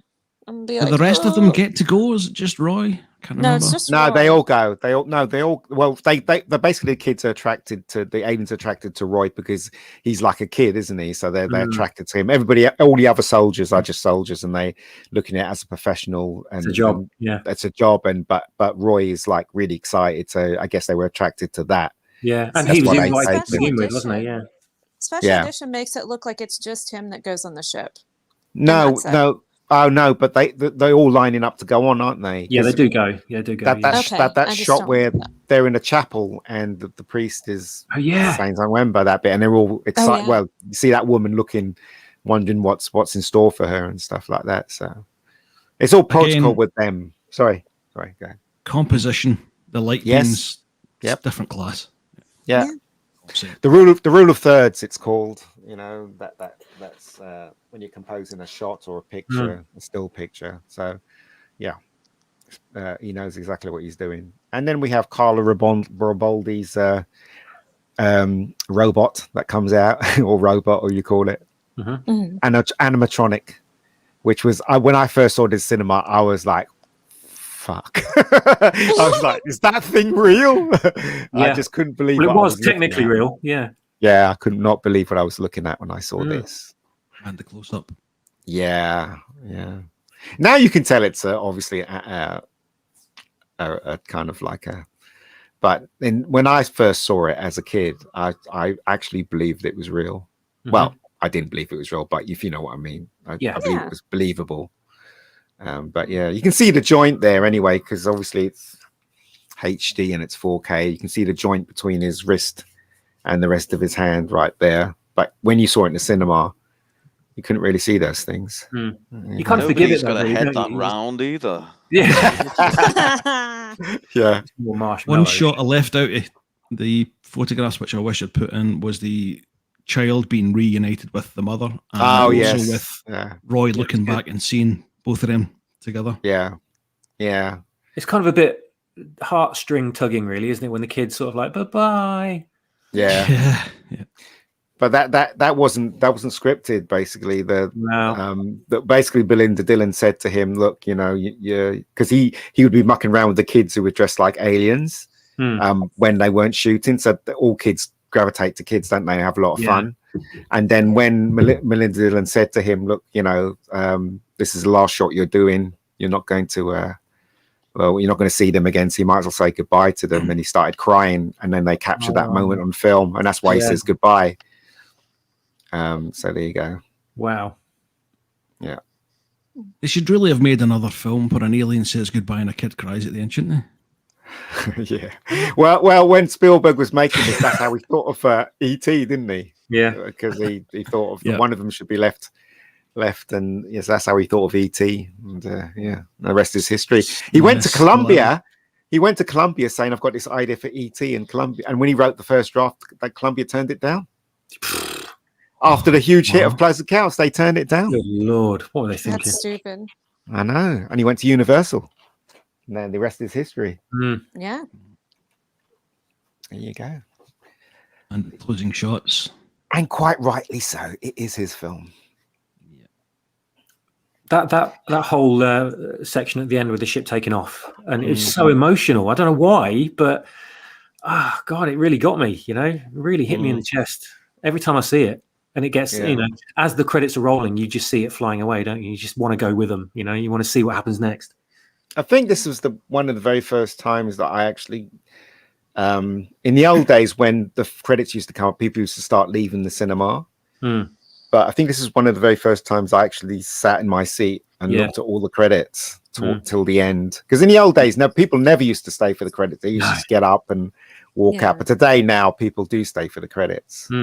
Especially for the Marvel films. Oh God, yeah. You're stupid if you don't. If you watch one of them, well, you're stupid if you watch them these days. But the Close Encounters gave you a really good reason to sit there right to the last minute, didn't it? Yeah. Gorgeous John Williams score as well.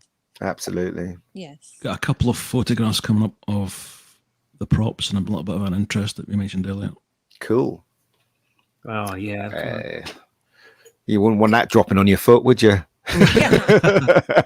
It's huge. Yeah, it's huge. Absolutely huge. Oh, look how many lights that was involved. Lights you were talking about. LEDs. Covered in them. Yeah. And we've got a little close up. Yay, look at that. What? That's crazy. This is the kind of question that Cockney would probably be interested in. Is that there because of some kind of alien human interface, or is it just a design of the prop and things are thrown in the same way Star Wars models were put together? Yeah, Greeblies. Well, it's probably the latter.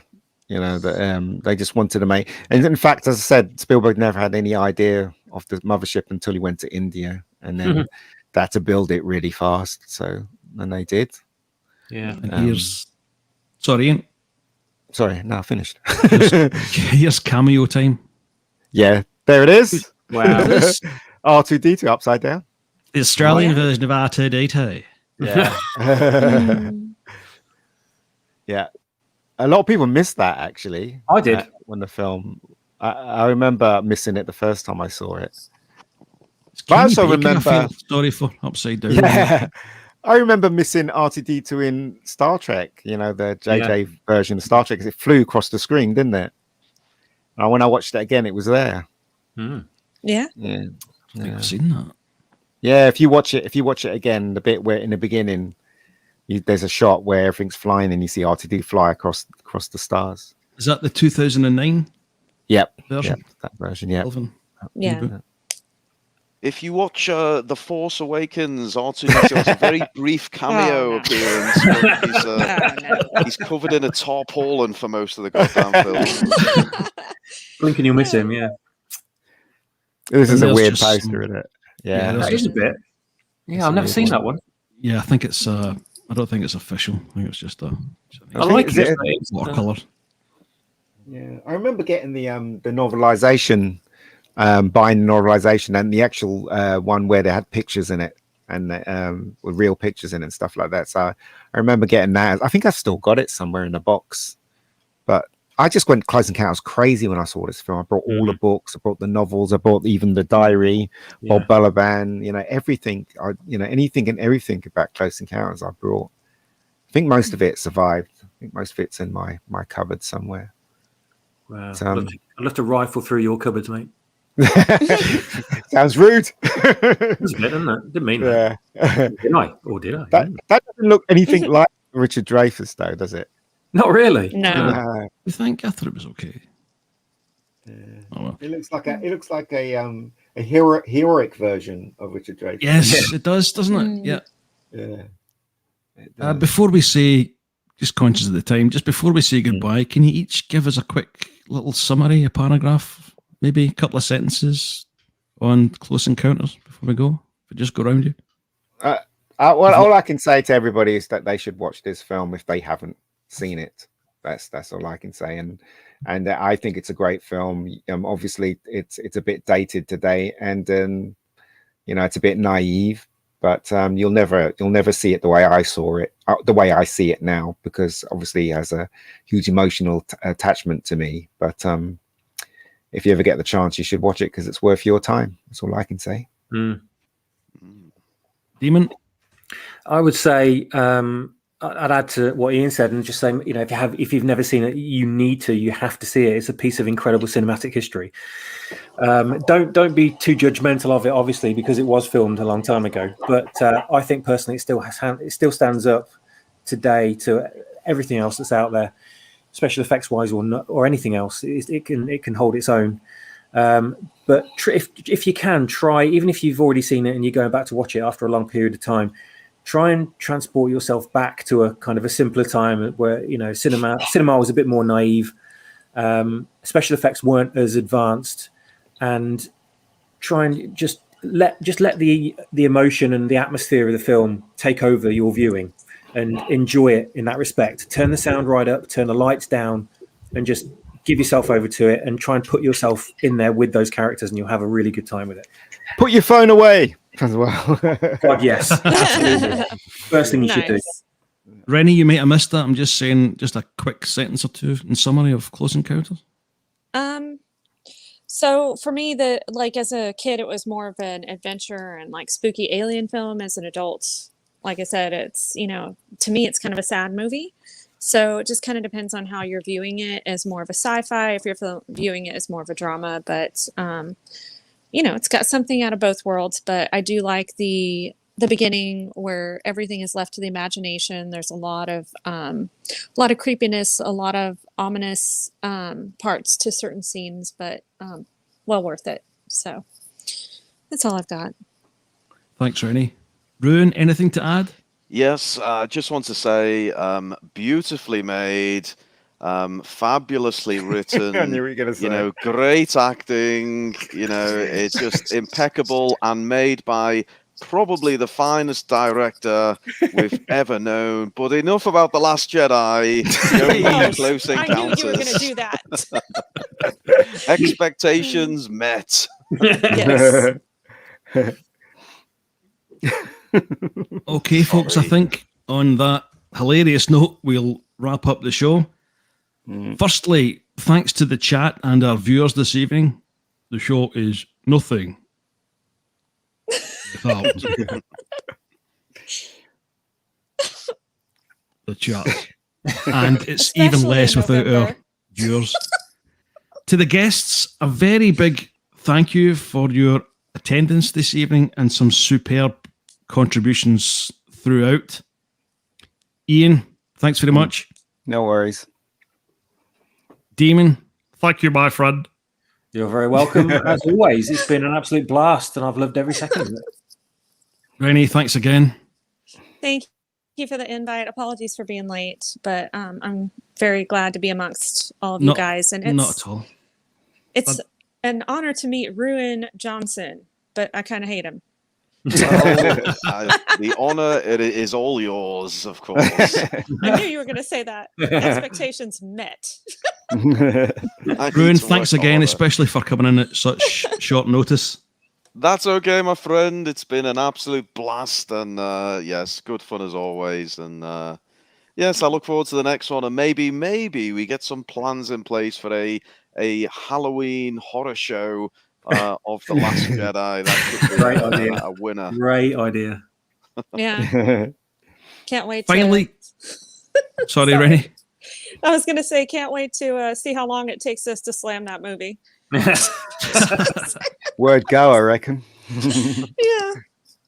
Finally, can I give a massive thank you to the absent Mr. Brown for giving me the honour of presenting this show this evening. The man is an absolute legend, and he's been of great help to me, not only on this, but in other matters off camera, shall we say. So big thanks to him. Tonight has been a blast. And hang on a moment. Oh. And well done to you, Brian. Can we just say fabulous job? Well done. Thanks very much. Very well done, Brian. Yes. Very, very well done. Touched. Thank you. Cheers, pal. Thank you. Yeah. Yep. You were a great producer. Cheers. Thanks a lot. Yeah. Enjoy the rest of your weekend, folks. Good night, everyone. Good night. Good night, everybody. Monday. Bye. Bye. Bye. Bye.